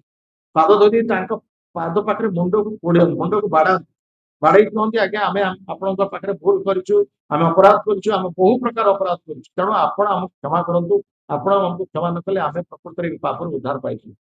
ଏଇଭଳି ଭାବରେ ସମସ୍ତ ବ୍ୟକ୍ତିଙ୍କର ପାଦରେ ମୁଣ୍ଡ ପୋଡିକି ଏମିତି କୁହନ୍ତି। ସେଇଦିନଠୁ ତାଙ୍କ ଜୀବନ ସମ୍ପୂର୍ଣ୍ଣ ଭାବରେ ପରିବର୍ତ୍ତନ, କାରଣ ସେମାନେ ସରଳତା ଆଉ ପ୍ରାପଟ୍ୟତା। ସରଳ ଯିଏ ପତିତ, ଯିଏ ସରଳ, ଧରନ୍ତୁ ପତନ ହେଇଯାଇଛି ଜାଣିନି କିନ୍ତୁ ସେ ସରଳ। ତେଣୁ ସରଳତାର ଅପର ନାମ ହଉଛି ବୈଷ୍ଣବତା। ସରଳତାର ଅର୍ଥ ସତ୍ୟବାଦୀ, ସ୍ପଷ୍ଟବାଦୀ, ସତ୍ୟ କଥା କୁହ। ଗୋଟିଏ ସତ୍ୟକୁ ଲୁଚିବା ପାଇଁ ଆମେ ହଜାରେ ମିଛ କଥା କହୁଛୁ। ଶିଶୁ ସୁଲଭ ସରଳତା, ଛୋଟ ପିଲାମାନେ ସରଳ, କାରଣ ଛୋଟ ପିଲାମାନେ ଜାଣିନାହାନ୍ତି ମିଛ କଣ, ତେଣୁ ସେମାନଙ୍କୁ ପଚାରିଲେ ସେମାନେ ସତ କଥା କହିଦେବେ। କିନ୍ତୁ ଆଜି ପିଲାମାନେ ମିଛ କଥା କହିବେ, ପିଲାମାନେ ଆଜିକାଲି ମିଛ କଥା ହିଁ କହିବେ। ଛୋଟ ପିଲାମାନେ ମିଛ କଥା କହିବେ। ବାପା କହିଥିବେ ଯେ ଆସିଲେ ତ କହିବୁ ବାପା ନାହାନ୍ତି। ସେଠୁ ସେ ଛୋଟ ପିଲା ଜଣେ ଆସି ପଚାରେ ବାପା ଅଛନ୍ତି ନା, ବାପା ପରା କହିଲେ ନାହାନ୍ତି। ବାପା କହିଛନ୍ତି ନା, ବେଶୀ ଭାଗର ବାପା ତ ଅଛନ୍ତି। ଆଜି କହିବ ସତ କଥା। ଏଇ ପ୍ରସଙ୍ଗରେ ଗୋଟେ କଥା କହିବା ଯେ ଗୌତମ ଋଷି ସେ ସବୁ ଶିଷ୍ୟ ମାନଙ୍କୁ, ଯୋଉମାନଙ୍କୁ ସେ ତାଙ୍କର ଗୁରୁକୁଳରେ ରଖୁଥିଲେ, ସେମାନେ ସବୁ ବ୍ରାହ୍ମଣ ମାନଙ୍କୁ ସେ ଗୁରୁକୁଳରେ ତାଙ୍କୁ ଶିକ୍ଷା ଦଉଥିଲେ। ଗୋଟେ ପିଲାଟେ ଆସିକି ପହଞ୍ଚିଲା, ସେଠୁ ସେ ପିଲାକୁ ପଚାରିଲେ ଗୌତମ ଋଷି ତୋର ଗୋତ୍ର କଣ? ତୁ ବ୍ରାହ୍ମଣ କି? କହିଲେ ମୁଁ ଜାଣିନି ମୁଁ ବ୍ରାହ୍ମଣ କି ମୋର ଗୋତ୍ର କଣ। କହିଲେ ଯା ତୋ ବାପାକୁ ପଚାରି ଆସିବୁ। କହିଲେ ମୁଁ ତ ବାପାଙ୍କୁ ମୁଁ ଦେଖିନି, ମୁଁ କଣ ଜାଣିନି। କହିଲେ ଯା ତୋ ମାଆକୁ ପଚାର। ତେଣୁ ସେଠୁ ସେ ଗଲା ତା ମାଆକୁ ପଚାର। କହିଲେ ମୁଁ ଯାଇଥିଲି ଗୁରୁଙ୍କ ପାଖକୁ, ସିଏ ମତେ ପଚାରିଲେ ମୋର ଗୋତ୍ର କଣ, ମୋର ପିତା କି, ତୁମେ କୁହ। ସେଠୁ ମା ତାଙ୍କର କହିଲେ ଆରେ ବାବା ମୁଁ ବି ଜାଣିନି ତୋ ବାପା କିଏ, ମୁଁ ବହୁତ ପୁରୁଷଙ୍କର ସେବା କରି ତୋତେ ପାଇଛି, ମୁଁ ବହୁ ପୁରୁଷଙ୍କର ସେବା କରି ପାଇଛି। ମାନେ କଣ ସେ ପ୍ରଶ୍ନ, ତେଣୁ ମୁଁ କହିପାରିବିନି ତୋ ବାପା କିଏ। ସେଠୁ ଇଏ କଥା ଶୁଣିଲା, କୋଉଠି ଶୁଣିକି କହିଲା, ଯାଇ ଗୁରୁଙ୍କ ପାଖରେ ପହଞ୍ଚିଲା। ଗୁରୁ ପଚାରିଲେ କଣ ତୋର ଗୋତ୍ର କଣ, ତୋ ବାପା କିଏ? କହିଲେ ମୁଁ ମାଆକୁ ପଚାରିଲି, ମା କହିଲେ ମୋର ବାପା କିଏ ବି ମା ଜାଣିନାହାନ୍ତି, ସେ କହିଲେ ବହୁ ପୁରୁଷଙ୍କର ସେବା କରି ସେ ମତେ ପାଇଛନ୍ତି। ସେଠୁ ଗୌତମ କହିଲେ ତୁ ହଉଛୁ ପ୍ରକୃତରେ ବ୍ରାହ୍ମଣ। ବ୍ରାହ୍ମଣ ଯିଏ ସ୍ପଷ୍ଟ କଥା କୁହେ, ସତ୍ୟ କଥା କୁହେ। ଆର୍ଜବ, ସରଳତା, ଯୋଉ 9ଟା ଗୁଣ ରହିଛି ବ୍ରାହ୍ମଣର, ସେଥିରେ ଗୋଟେ ଗୁଣ ରହିଛି ଆର୍ଜବ। ସମ ଦମ ତପ ଶୌଚ କ୍ଷାନ୍ତି ଆର୍ଜବମ୍ ଏବଚ ଜ୍ଞାନ ବିଜ୍ଞାନ ଆସ୍ତିକ୍ୟ ବ୍ରହ୍ମ କର୍ମ ସ୍ୱଭାବ। 9ଟା ଯୋଉ ଗୁଣ ରହିଛି ସେଥିମଧ୍ୟରେ ଗୋଟେ ସରଳତା ହଉଛି ଏ ଗୁଣ। ସେ ସରଳତା ଅର୍ଥ ସ୍ପଷ୍ଟବାଦୀ ବା ସତ୍ୟ। ତେଣୁ ଯେତେ ଦିନ ପର୍ଯ୍ୟନ୍ତ ସ୍ପଷ୍ଟବାଦୀ ତୁମେ, ସେତେ ଦିନ ପର୍ଯ୍ୟନ୍ତ ତୁମେ ସରଳ। ଯେତେ ଦିନ ପର୍ଯ୍ୟନ୍ତ ତୁମର ମିଥ୍ୟା ଆଚରଣ କଲ, କପଟତା ଆଚରଣ କଲ, ସେଦିନ ସେ କପଟତାର ଆଉ ଆଦର ନାହିଁ। ତେଣୁ ଯାହା କୁହାଯାଏ, ଆମର କୁହାଯାଇଛି ଖାଇବା ପାଖରେ ବସିଛେ, ଖାଇବା ଇଏରେ ଥାଳିରେ ବସିଛେ, ଖାଇବା ଧାଡିରେ ଆମେ ବସିଛେ, ସମସ୍ତେ ଦଉଛନ୍ତି ଖାଇବାକୁ, ଦଉଛନ୍ତି ଖାଇବାକୁ ବାଣ୍ଟୁଛନ୍ତି, ଯାହାର ଯେତିକି ଦରକାର ସେମାନେ ସବୁ ନଉଛନ୍ତି। ଜଣଙ୍କର ଅଧିକ ଖାଇବାର ଆବଶ୍ୟକତା ଅଛି, ସେ କିନ୍ତୁ କହୁଛି ନା ନା ମୋର ଏତିକି ଦରକାର, ମୁଁ ଏତିକି ହେଇଯାଉଛି। କିନ୍ତୁ ଭିତରେ ଅଛି ଭୋକ, ଭିତରେ ଅଧିକ ଖାଇବା ପାଇଁ ଇଚ୍ଛା, କିନ୍ତୁ ନା ନା ମୋର ଏତିକି ହେଲେ ହେଇଯିବ, ମୋର ଦରକାର। ସେମିତି ସ୍କୁଲରେ ଶିକ୍ଷକ ପିଲାଙ୍କୁ ପାଠ ପଢଉଛନ୍ତି, ଅଧିକାଂଶ ପିଲା ବୁଝିପାରୁଛନ୍ତି, କିନ୍ତୁ ଗୋଟେ ଗୋଟେ ପିଲା ବୁଝିପାରୁନାହାନ୍ତି। ସେମାନେ ଯୋଉ ବୁଝିବା ପିଲା ସେମାନେ କହୁଛନ୍ତି ହଁ, ଯେ ନ ବୁଝିବା ପିଲା କହୁଛନ୍ତି ହଁ ଆଜ୍ଞା ମୁଁ ବୁଝୁଛି, ମିଛରେ। ତାର ତୁମେ କଣ ବୁଝିପାରୁନ, ତୁମେ କୁହ ନା ଆମେ ବୁଝିପାରୁନୁ। ନା ଏମାନଙ୍କ ଆଗରେ କହିଲେ ଆମକୁ କାଢେ ଶିକ୍ଷକ ବିରକ୍ତ ହେବେ, ସମସ୍ତେ ବୁଝିପାରୁ, ତୁମେ ବୁଝିପାର, କିନ୍ତୁ ମିଥ୍ୟା କଥା କହିବାକୁ, ମିଥ୍ୟା କଥା କହିବାର କଣ ଆବଶ୍ୟକତା, ତୁମେ ବୁଝିପାରୁନ କୁହ। ସେମିତି ଆମ ଗୁରୁଦେବ କୁହନ୍ତି ନାଚତେ ବସେ ଘୋମଟା ଟାଣିଲେ କି হবে। ବଙ୍ଗଳାର ଗୋଟେ କଥା କୁହାଯାଇଛି, ନାଚତେ ବସେ, ନାଚିବାକୁ ଆସିଛ, ନୃତ୍ୟ କରିବାକୁ ଆସିଛ, ଓଢଣା ଟାଣିବ ଯଦି ତମ ନୃତ୍ୟ କିଏ ଦେଖିବେ। ଆରେ ତମ ମୁହଁଟାକୁ ଦେଖିଲେ ସିନା ଦେଖିବେ ଜଣେ ହଁ ନର୍ତ୍ତକୀଟେ ନୃତ୍ୟ କରୁଛି। ତମେ ଷ୍ଟେଜକୁ ଆସିବ ଲାଜ କରିବ, ଯେ ଯିଏ ନାଚୁଆ ଯିଏ ସବୁଠାରୁ ବେହିଆ, ଯିଏ ନୃତ୍ୟ କରେ ବା ଯିଏ ଅଭିନୟ ପ୍ରଦର୍ଶନ କରେ ସବୁଠାରୁ ବେହିଆ। ବେହିଆ ନହେଲେ ଜଣେ ନୃତ୍ୟ କରିପାରିବନି। ଏ ଯୋଉ କମେଡି କରୁଛନ୍ତି, ଝିଅର ସ୍ତ୍ରୀ ରୋଲ କରୁଛନ୍ତି, ପୁରୁଷ ଲୋକ ସ୍ତ୍ରୀ ଲୋକର ରୋଲ କରୁଛନ୍ତି, ଭିଲିଆନ ରୋଲ କରୁଛନ୍ତି, ସେମାନେ ସବୁ ବେହିଆ ନୁହେଁ ତ ଆଉ କଣ। ତେଣୁ ନାଚିବାକୁ ଆସି ଯଦି ଘଣ୍ଟା ଟାଣିବ, ବର୍ଣ୍ଣନା ଟାଣିବ, ତାହେଲେ କି ପ୍ରକାର ନର୍ତ୍ତକୀ କରିବ, କି ନୃତ୍ୟ କରିବ ସେ। ତେଣୁ ସେଥିପାଇଁ କୁହାଯାଏ ତୁମେ ସ୍ପଷ୍ଟବାଦୀ ହୁଅ, ତୁମେ ସରଳ ହୁଅ। ସରଳତା ଅର୍ଥ ବୈଷ୍ଣବତା। ଭକ୍ତି ସିଦ୍ଧାନ୍ତ ସରସ୍ୱତୀ ଠାକୁର କହିଛନ୍ତି ଶିଶୁ ଭଳି ସରଳ ହୁଅ। ପଶୁ ପକ୍ଷୀ କୀଟଜନିରେ ରହିବା ବରଂ ଭଲ, କିନ୍ତୁ ବୈଷ୍ଣବ ହେଇକି ତୁମେ କପଟ ଆଚରଣ କର ନାହିଁ। କାରଣ ବୈଷ୍ଣବ ମାନଙ୍କ ଠାରୁ ସାଧାରଣ ଲୋକମାନେ ଶିକ୍ଷା କରିବେ। ଯଦି ବୈଷ୍ଣବ ଯଦି କପଟତାର ଆଶ୍ରୟ ନେବ, ତାହେଲେ ଲୋକମାନେ ଲୋକମାନେ ତ ସାଧାରଣତଃ ଅଛନ୍ତି, ଯାହା କୁହାଯାଏ ଶୁକ୍ଳ ବସ୍ତ୍ରେ ବସି ବିନ୍ଦୁ ଯେଇଛେ ନାଲୁ କାୟ, ସନ୍ନ୍ୟାସୀର ଅଳ୍ପ ଛିଦ୍ର ସବୁ ଲୋକ ଗାଏ। କଳା ବସ୍ତ୍ର ଜଣେ ପିନ୍ଧିଛି, ତା ଭିତରେ ଯଦି କଳା ଟୋପାଟେ ପଡିଗଲା ତାକୁ କେହି ଦେଖିବେନି, କାରଣ କଳା ବସ୍ତ୍ରରେ କଳା ଟୋପା ମିଶିଯିବ ତା ଭିତରେ। କିନ୍ତୁ ଧଳା ବସ୍ତ୍ର ଭିତରେ ଗୋଟେ ଯଦି କଳା ଟୋପା ପଡିଯାଏ, ତାହେଲେ ସାଙ୍ଗେ ସାଙ୍ଗେ ସେଟା ଦେଖାଯିବ। ଧଳା ବସ୍ତ୍ର ଭିତରେ ଗୋଟେ କଳା ଟୋପା, ସେଟା ଆଗକୁ ଦେଖାହବ। ସନ୍ନ୍ୟାସୀର ଅଳ୍ପ ଛିଦ୍ର ସର୍ବ ଲୋକ ଗାଏ। ତେଣୁ ସନ୍ନ୍ୟାସୀ ହେଇକି ଯଦି କୌଣସି ପ୍ରକାର ତାଙ୍କ ନାଁରେ ଯଦି ପାପ କଥା ଆସିଲା, ତାହେଲେ ସବୁ ଲୋକ କହିବେ ସନ୍ନ୍ୟାସୀ ସିଏ କଣ ଏଇ ପ୍ରକାର କାର୍ଯ୍ୟ କରୁଛନ୍ତି। ତେଣୁ ସେଥିପାଇଁ ବୈଷ୍ଣବକୁ କୁହାଯାଏ ସାବଧାନ। ତେଣୁ ସେ କୌଣସି ପ୍ରକାର ଭାବରେ ପାପ କର୍ମରେ ନିଯୁକ୍ତ ହେବାକୁ। ତେଣୁ ଶିଶୁ ସୁଲଭ ସରଳତା, ବୈଷ୍ଣବ ଯୋଉ ସ୍ପଷ୍ଟ ବାକ୍ୟ, ସେ କପଟତା ଥିବା ଉଚିତ। ତେଣୁ ଯିଏ ସରଳ ସିଏ ହଉଛନ୍ତି ଶୁଦ୍ଧ। ତେଣୁ ସରଳତା ଷ୍ଟ୍ରେଟ ସିଧା ପଥରେ ଯାଏ, କିନ୍ତୁ ବକ୍ରତା ବା କପଟତା ଏଟା ବକ୍ର ପଥରେ ଯାଏ। ତେଣୁ କପଟତାର ଆଦର ନାହିଁ, ସରଳତାର ଆଦର ଅଛି। ପତିତ ହେଇକି ତୁମେ ପତନ ହେଇଯାଅ, ସେଥିରେ ଉଦ୍ଧାର ହବାର ବ୍ୟବସ୍ଥା ଅଛି, କିନ୍ତୁ କପଟ ହେଇକି ତୁମେ ଯଦି ସ୍ୱର୍ଗ ଲୋକକୁ ଯାଅ, ସେଠି ତୁମର ଉଦ୍ଧାର ନାହିଁ। କେବଳ ସତ୍ୟ ଯୁଗରେ ହିଁ କପଟତା ହେଇନି, ତ୍ରେତା ଯୁଗରେ ମଧ୍ୟ ଏଇ କପଟତା। ରାବଣ ଆସିଛି ଭିକ୍ଷା କରିବା ପାଇଁ, ଭିକ୍ଷା ନେବା ପାଇଁ ଆସିଛି। କେଉଁ ବେଶରେ ଆସିଛି? ସାଧୁ ବେଶରେ ଆସିଛି, କିନ୍ତୁ କପଟତା। ତାକୁ ଚୋରି କରି ନେଇଯିବ, ସୀତାଙ୍କୁ ଚୋରି କରି ନେଇଯିବ। ସେ ଯୁଗରେ ମଧ୍ୟ କପଟତା। ଆଉ ଦ୍ୱାପର ଯୁଗରେ ତ କପଟତାର ଶେଷ ସୀମାରେ ଯାଇଛନ୍ତି। ଶକୁନି ଇତ୍ୟାଦି, ଦୁର୍ଯ୍ୟୋଧନ ଇତ୍ୟାଦି କପଟତାର ଶେଷ ସୀମା। ତେଣୁ ସେମାନଙ୍କର କଣ ହେଇଛି, ତାଙ୍କର ପରିଣତି କଣ ହେଇଛି? ଯେତେ ତୁମର କପଟତା ଆଚରଣ କଲେ ମଧ୍ୟ ଭଗବାନଙ୍କର କପଟତାକୁ ତୁମେ କୌଣସି ପ୍ରକାର ତାଙ୍କ ଠାରୁ ବଢି ପାରିବ ନାହିଁ। ଦ୍ୟୁତ ଛଳୟତମ ଅସ୍ମି ବୋଲି କୁହାଯାଇଛି। ତେଣୁ ସେଥିପାଇଁ ବିଶେଷ କରି ଯୋଉମାନେ ବୈଷ୍ଣବ, ମାନେ ଭଗବାନ ଚୈତନ୍ୟ ମହାପ୍ରଭୁ କହିଛନ୍ତି ଯେ ତୁମେ ପ୍ରକୃତ ପକ୍ଷେ ସରଳ ହେଲେ ହିଁ ତୁମକୁ ସାହାଯ୍ୟ କରିବେ। ହଁ, ଗୁରୁ ସାହାଯ୍ୟ କରିବେ, ଭଗବାନ ସାହାଯ୍ୟ କରିବେ, କିନ୍ତୁ କପଟ ଦ୍ୱାରା କୌଣସି ପ୍ରକାର ଆଧାର। ଏହି ପ୍ରସଙ୍ଗରେ ଏଇଭଳି କଥା ଆସୁଛି। ତେଣୁ ସେଥିପାଇଁ ବିଶେଷ କରି ଯୋଉମାନେ ବୈଷ୍ଣବ, ସେମାନେ ଏଇ ସତ୍ୟବାଦୀ ପାଉଛନ୍ତି। ଆଉ ତାପରେ ପୁଣି କୁହାଯାଇଛି କଳିଯୁଗରେ ଯୋଉ ଆମେ କଥା କହିଲେ, କଳିଯୁଗରେ ଯୋଉ world age of cheaters and ଚିଟେଡ, କଳି ଯେତେବେଳେ ଆସିଛି ସେତେବେଳେ ସିଏ ବି ମଧ୍ୟ ଏଇ ରୂପ ଧାରଣ କରିଛି। ଯେତେବେଳେ କଳି ଯୁଗ ପ୍ରବେଶ କରୁଛି, ସେତେବେଳେ ପରୀକ୍ଷିତ ମହାରାଜ ରାଜତ୍ୱ କରୁଥିଲେ। ପରୀକ୍ଷିତ ମହାରାଜ ଦେଖୁଥିଲେ ପ୍ରଜାମାନଙ୍କ ମଧ୍ୟରେ କଣ କେମିତି ଚାଲିଛି। ସେ ଯାଉଛନ୍ତି ପରିବ୍ରାଜନ କରିବା ପାଇଁ, ସେତେବେଳେ ଦେଖିଲେ ଗୋଟେ କ୍ଷତ୍ରିୟ ବେଶ ଧାରଣ କରିକି ସେ କଣ କରୁଛି ନା ଗୋଟେ ଗାଈ ଏବଂ ଗୋଟେ ବୃଷଭକୁ ପ୍ରହାର କରୁଛି। ସେମାନେ ପୁଣି ଅସୁସ୍ଥ, ସେମାନଙ୍କ ତିନିଟା ଗୋଡ ପୁଣି ଭାଙ୍ଗି ଯାଇଛି, ତାଙ୍କୁ ସେମାନେ ଗୋଟେ କ୍ଷତ୍ରିୟ ବେଶ ପୋଷାକ ଧାରଣ କରିକି ସେ ତାଙ୍କୁ ପ୍ରହାର। ତେଣୁ ଇଏ ପରୀକ୍ଷିତ ମହାରାଜ ରାଗିଗଲେ, କ୍ରୋଧିତ ହେଇଗଲେ, କହିଲେ କ୍ଷତ୍ରିୟ ହେଇକି କ୍ଷତ୍ରିୟ ଯିଏ ସିଏ କଣ କରେ, ତାର କାର୍ଯ୍ୟ କଣ?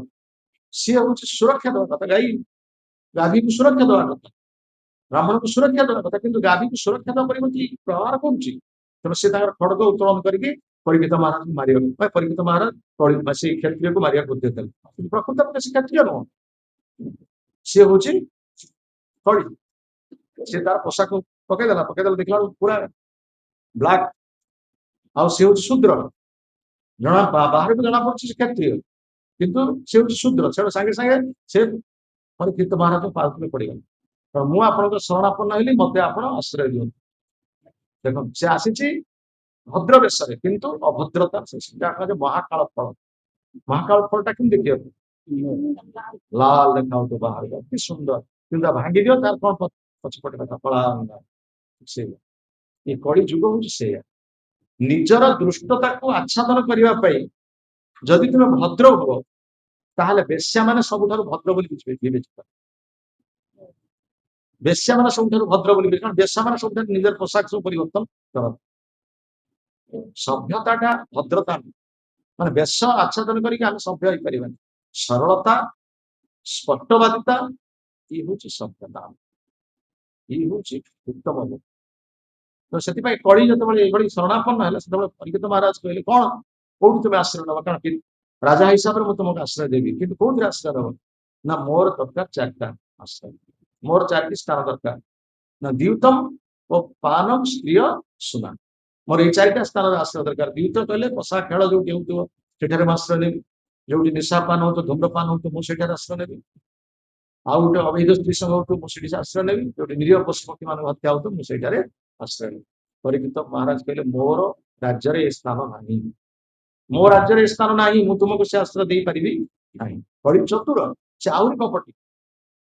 ଯେତେ ତୁମେ ସରଳତା ଆଚରଣ କଲେ ମଧ୍ୟ କପଟତା, ଯାହା କହିଲେ ତୁମେ ଯେ ପତ୍ର ପତ୍ରେ ଯିବି ନା ଡାଳେ ଡାଳେ ଗଲେ ସେ ପତ୍ର ପତ୍ରେ ଯିବି, ପତ୍ର ପତ୍ରେ ଗଲେ ଶିରାରେ ସେ। ତେଣୁ ଯେତେବେଳେ କଳି ଦେଖିଲା ଯେ ମତେ ଇଏ ଆଶ୍ରୟ ଦଉନାହାନ୍ତି, ସେ କହିଲେ ଠିକ ଅଛି, ଆପଣଙ୍କ ରାଜ୍ୟରେ ଏଇ ଚାରିଟି ସ୍ଥାନ ନାହିଁ, ତାହେଲେ ଆଉ ଗୋଟିଏ ସ୍ଥାନ ଆମେ ପାଇବା। କୋଉ ସ୍ଥାନ?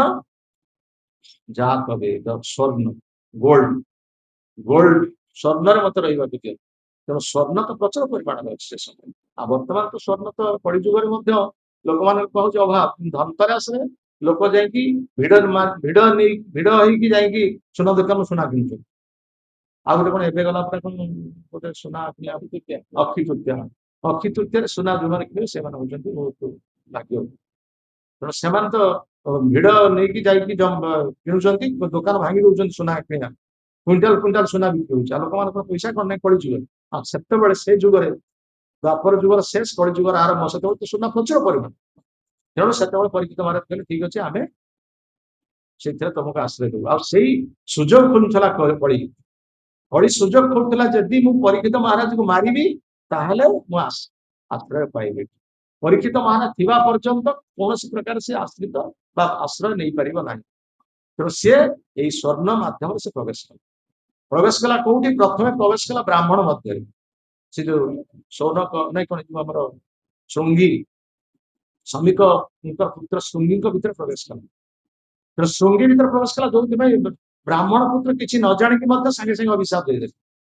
ଯେତେବେଳେ ଶୁଣିଲେ ତାଙ୍କ ପିତାଙ୍କ ସ୍କନ୍ଧରେ ଗୋଟେ ମଲା ସାପ ପକେଇ ଦେଇଛନ୍ତି କିଏ ଜଣେ ରାଜା, ସେତେବେଳେ କିଛି ନ ଜାଣି ନ ଶୁଣିକି ସେ ମଲା ସାପ କି ବଞ୍ଚିଲା ସାପ କଣ ସାପଟା ପକେଇଛନ୍ତି ମାନେ ସେ ତ ମରିଯାଇଥିବ, ଆମ ପିତା ଆମର ମୃତ୍ୟୁବରଣ କରୁଥିବେ। ତେଣୁ ସାଙ୍ଗେ ସାଙ୍ଗେ ଅଭିଶାପ ଦେଇଥିଲେ, ଯିଏ ମୋ ପିତାଙ୍କ ବେକରେ ପକେଇଛନ୍ତି ସାପ ପକେଇଛନ୍ତି, ସିଏ ଆଜିଠାରୁ 7 ଦିନ ଭିତରେ ସର୍ପ ଦଂଶନରେ ମୃତ୍ୟୁବରଣ। ତେଣୁ ବ୍ରାହ୍ମଣ ଭିତରେ ପ୍ରବେଶ କଲେ। ପ୍ରଥମେ ପରୀକ୍ଷିତ ମହାରାଜଙ୍କ ଭିତରେ କଳି ପ୍ରବେଶ କଲା ଏବଂ କପଟତା ବ୍ରାହ୍ମଣ ଭିତରେ। ଯୋଉ ପରୀକ୍ଷିତ ମହାରାଜ ଏତେ ଉଦାର, ଏତେ ଦୟାଳୁ, ସେ କେମିତି ଯେ ଆଶ୍ରମରେ ପହଞ୍ଚିଲା ପରେ ଏତେ କ୍ରୋଧ କେମିତି ହେଇଗଲେ? କାରଣ କଳିଟା ପ୍ରବେଶ କରିଛି। କଳି ଏଇଭଳି ଭାବରେ ପ୍ରବେଶ କରିଛି। ପ୍ରଥମ କଳି ଏଇଭଳି ଭାବରେ ପ୍ରଥମେ ରାଜାଙ୍କ ଭିତରେ ପ୍ରବେଶ କରିଛି, ତାପରେ ସେ ବ୍ରାହ୍ମଣ ପୁତ୍ର ଭିତରେ ପ୍ରବେଶ କରିଛି। ରାଜା କ୍ରୁଦ୍ଧ ହେଇଛନ୍ତି ବ୍ରାହ୍ମଣ ଏଇ ଋଷିଙ୍କ ପ୍ରତି। ଋଷି ଯେତେବେଳେ ତାଙ୍କୁ ଜଳଦାନ ଦେଇ କରିନାହାନ୍ତି, ସେତେବେଳେ ଋଷିଙ୍କ ଉପରେ କ୍ରୁଦ୍ଧ ହେଇକି ଗୋଟେ ସର୍ପ ଆଣି ତାଙ୍କ ମସ୍ତକରେ ପକେଇଲେ। ନହେଲେ ସେ ରାଜା କଣ ଏଭଳି ଅଧାର୍ମିକ ଥିଲେ ନା ଏଭଳି କ୍ରୋଧୀ ଥିଲେ? କିନ୍ତୁ କଳି ପ୍ରବେଶ କରିଛି। କଳି ପ୍ରବେଶ କରି ଦୁଇଟା ଭିତରେ ପ୍ରବେଶ କରି ତଥା ପରୀକ୍ଷିତ ମହାରାଜ ମାରିବେ। ତେଣୁ ବର୍ତ୍ତମାନ କଳିର ଆଶ୍ରୟ କପଟତାର ଆଶ୍ରୟ। ତେଣୁ ବିଶେଷ କରି ଭକ୍ତମାନଙ୍କୁ ଏଇ ଶିକ୍ଷା ଦିଆଯାଉଛି ଯେ ପ୍ରକୃତ ପକ୍ଷେ ଆମ ଭିତରେ ଯଦି କୌଣସି ପ୍ରକାର ଅଛି, କିଛି ଭୁଲ ଦୋଷ ତ୍ରୁଟି ଅଛି, ସମସ୍ତଙ୍କର ଆମ ଦୋଷ ତ୍ରୁଟି, ସେ ଦୋଷ ତ୍ରୁଟି ଆମେ ସ୍ୱୀକାର କରିବା ଦରକାର। ସେ ଦୋଷ ତ୍ରୁଟି ଲୁଚେଇ ରଖିବା ପାଇଁ ଆମକୁ ବହୁତ ମିଛ କଥା କହିବା ପାଇଁ ପଡେ। ଗୋଟିଏ ସତ୍ୟକୁ ଲୁଚେଇବା ପାଇଁ ଆମକୁ 1000 ମିଛ କଥା କହିବା ପାଇଁ ପଡେ। କାହିଁକି ଆମେ 1000 ମିଛ କଥାର ଆଶ୍ରୟ ନେବା? ତେଣୁ ବୈଷ୍ଣବ ମାନେ ସ୍ପଷ୍ଟବାଦୀ କରୁଛନ୍ତି। ସରଳତା ହିଁ ବୈଷ୍ଣବ। ସରଳତା, ଶିଶୁ ସୁଲଭ ସରଳତା। ପଶୁପକ୍ଷୀ ଜୀବନ ଜମିରେ ବରଂ ରହିବା ଭଲ, କିନ୍ତୁ ବୈଷ୍ଣବ ହେଇକି କୌଣସି ପ୍ରକାର କପଟତା ଆଚରଣ। ଏଇ ପ୍ରସଙ୍ଗ ଗୋଟେ ଗପଟି କୁହାଯାଏ। ରାମ ଆଉ ଶ୍ୟାମ 2 ବନ୍ଧୁ ଥିଲେ। ରାମ ହଉଛି ଭକ୍ତ, ଶ୍ୟାମ ଟିକେ ଅଲଗା ପ୍ରକାର, ତାର ଅଲଗା ପ୍ରକାର, ତାର ଅପୋଜିଟ। ତେଣୁ ରାମ ଚାହୁଁଥିଲା ଶ୍ୟାମକୁ କୌଣସି ପ୍ରକାର ଭକ୍ତି ମାର୍ଗକୁ ଆଣିନଥିଲା। କିନ୍ତୁ ଶ୍ୟାମ ତ ତାର କୁସଙ୍ଗରେ ରହିଛି, ତାସ ଖେଳ, ପଶା ଖେଳ, ପାଲି ଖେଳ, ମଦ୍ୟପାନ ଏସବୁରେ ତାର ବ୍ୟସ୍ତ। ତେଣୁ ରାମ କୌଣସି ପ୍ରକାର ସେ ତା ସାଙ୍ଗକୁ ପରିବର୍ତ୍ତନ କରିପାରୁନା। ଦିନେ ରାମ ତାର ଶ୍ୟାମକୁ କହିଲା,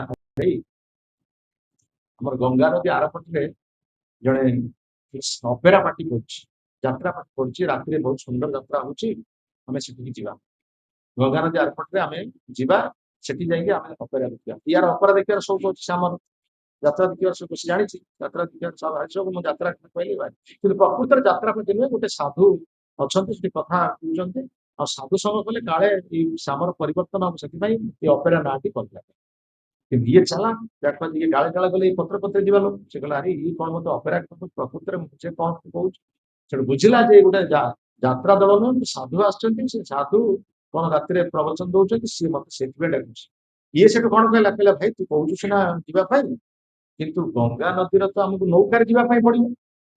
ତେଣୁ ନୌକାରେ ବସିଲେ ମୋର ଗୋଟେ ରୋଗ ଅଛି, ମୋ ମୁଣ୍ଡ ତ ଘୁରେଇବ, ମୋ ମୁଣ୍ଡ ଘୁରେଇକି ତ ବାନ୍ତି ହବ, ତେଣୁ ମୁଁ ଗଙ୍ଗାରେ ବସି ପାରିବିନି। ଗଙ୍ଗା ନଦୀ ଶୁଖିଯାଉ, ଖରାଦିନ ଆସୁ, ଗଙ୍ଗା ନଦୀ ଶୁଖିଯାଉ, ଆଉ ଆମେ ଯିବା। ଚାଲି ଚାଲି ତ ପଳେଇବା, ଆଉ ଡଙ୍ଗା ନେଇକି ଯିବା। ନା ଗଙ୍ଗା ନଦୀ ଶୁଖିବ, ନା ଖରାଦିନ ଆସିବ, ନା ସେ ଯାତ୍ରାପାଟି ରହିବ। ଯାତ୍ରାପାଟି କେତେ ଦିନ, 5 ଦିନ 6 ଦିନ କି ମ୍ୟାକ୍ସିମମ୍ 10 ଦିନ 15 ଦିନ ପାଇଁ ଯାତ୍ରାପାଟି ରହିବ। ଆଉ ଗଙ୍ଗାରେ ତ କେବେ ଶୁଖିବ ନାହିଁ। ଖରାଦିନ ହେଲା ମାନେ ବରଫଟା ବେଶୀ ତରଳିକି ଗଙ୍ଗା ନଦୀର ସ୍ରୋତଟା ଅଧିକ, ଯୋଉମାନେ ରହିଥିବେ ଜାଣିଥିବେ। ଗଙ୍ଗା ନଦୀର ପ୍ରବଳ ସ୍ରୋତ ହବ ଖରା ଦିନରେ, ବରଫ ତରଳିକି ଗଙ୍ଗା ନଦୀ ଆହୁରି ଉଛଳିବ। ନା ଗଙ୍ଗା ନଦୀ ଶୁଖିବ, ନା ଇଏ ଆରପଟକୁ ଯିବ। ତେଣୁ ଇଏ ପ୍ରକାର ଯେତେ ପ୍ରକାର ଭାବରେ ଯାହା କିଛି କଲେ ମଧ୍ୟ ୟାର କିଛି ପରିବର୍ତ୍ତନ କରିପାରେ। ସେଥିପାଇଁ ଯେ କପଟତା ଆଶ୍ରୟ କରିବ ତାକୁ କୌଣସି ଆମର କୁହାଯାଏ, ଗୁରୁଦେବ କହନ୍ତି ଶୋଇଥିବା ଲୋକକୁ ତ ଉଠେଇଦବ, ଯେ ଶୋଇଛି ତାକୁ ଉଠେଇଲେ ଡାକିଲେ ଶବ୍ଦ କଲେ ସେ ଉଠିବ, କିନ୍ତୁ ଯେ ଚେଇଁକି ଶୋଇବ ତାକୁ କିଏ ଉଠେଇ ପାରିବ? ଯେ ଚେଇଁଥିବା ଲୋକ କିଏ ଉଠେଇ ପାରିବ? ସେମିତି ଜାଣି ଜାଣିକି ଯଦି ଆମେ ଅପରାଧ କରିବା, ଜାଣି ଜାଣିକି ଯଦି ମିଛ କଥା କହିବା, ତାହେଲେ ତାହାର କୌଣସି ପ୍ରକାର ଉଦ୍ଧାର ନାହିଁ। ଭଗବାନ ତାକୁ କେବଳ କ୍ଷମା କରିପାରିବେ। ଏଥିପାଇଁ ଏଇ କଥା କୁହାଯାଇଛି, ଯୋଉମାନେ ବୈଷ୍ଣବ, ଯୋଉମାନେ ଏ ଭକ୍ତି ପଥକୁ ଆସିଛନ୍ତି, ସାଧାରଣତଃ ଭାବରେ ସରଳତା ହିଁ ବୈଷ୍ଣବ। ଆଉ ଚୈତନ୍ୟ ମହାପ୍ରଭୁ ହଉଛନ୍ତି ସରଳ, ଯଦିଓ ସେ ଭଗବାନ କୃଷ୍ଣ ଅଛନ୍ତି କପଟି ମାନଙ୍କ ପାଇଁ ସେ ହଉଛନ୍ତି କପଟି, କିନ୍ତୁ ଭଗବାନ କହିଲେ ବିରୁଦ୍ଧ ଛଳୟତା ମସ୍ମି, କିନ୍ତୁ ଚୈତନ୍ୟ ମହାପ୍ରଭୁ ହଉଛନ୍ତି ସରଳ, ସେ ଷ୍ଟ୍ରେଟ୍ ସିଧା, ହାତ ଉପରେ କି ପୁରା ସିଧା, ତାଙ୍କର ବଙ୍କା ନୁହେଁ। ଆଜି ନିତ୍ୟାନନ୍ଦଙ୍କ କଥା ଦେଖୁଥିଲେ ଶୁଣ ମାଧବ, ସେ ଟିକେ ବକ୍ର, ସେ ତାଙ୍କ ପ୍ରେମରେ କୀର୍ତ୍ତନରେ, ଚୈତନ୍ୟ ମହାପ୍ରଭୁ ସରଳ ସିଧା। ସେ ଶିକ୍ଷା ଦଉଛନ୍ତି, ଆମେ ସ୍ପଷ୍ଟବାଦୀ ଭାବୁଛେ, ଆଉ ଭଗବାନ ପାଖରେ ସମ୍ପୂର୍ଣ୍ଣ ଭାବରେ ଶରଣାପନ୍ନ। ଭଗବାନ ପାଖରେ ଯଦି ଆମେ ସତ୍ୟ କଥା ପ୍ରକାଶ କରିବା, ସ୍ପଷ୍ଟବାଦୀ ହବା, ଗୁରୁଙ୍କ ପାଖରେ ସ୍ପଷ୍ଟବାଦୀ ହବା, ତାର ଗୁରୁ କୃଷ୍ଣ ଆମକୁ ଉଦ୍ଧାର କରିବେ। ଯଦି ଆମେ କପଟତା ଆଚରଣ କରିବା, ଗୁରୁ କୃଷ୍ଣ ଆମକୁ ଯେତେ ପ୍ରକାର ଚେଷ୍ଟା କଲେ ମଧ୍ୟ ଉଦ୍ଧାର କରିପାରିବେ ନାହିଁ। ଗୁରୁ କୃଷ୍ଣ ପତିତ ପାବନ, କିନ୍ତୁ କପଟ ପାବନ। जय श्रीमद भगवद गीता की, श्रील प्रभुपाद महाराज की, श्रील गुरुदेव की, समवेत गौर भक्त कुशल की, अनंत कोटि वैष्णव वृंद की, निताई गौर प्रेमानंदे। क्या प्रश्न है?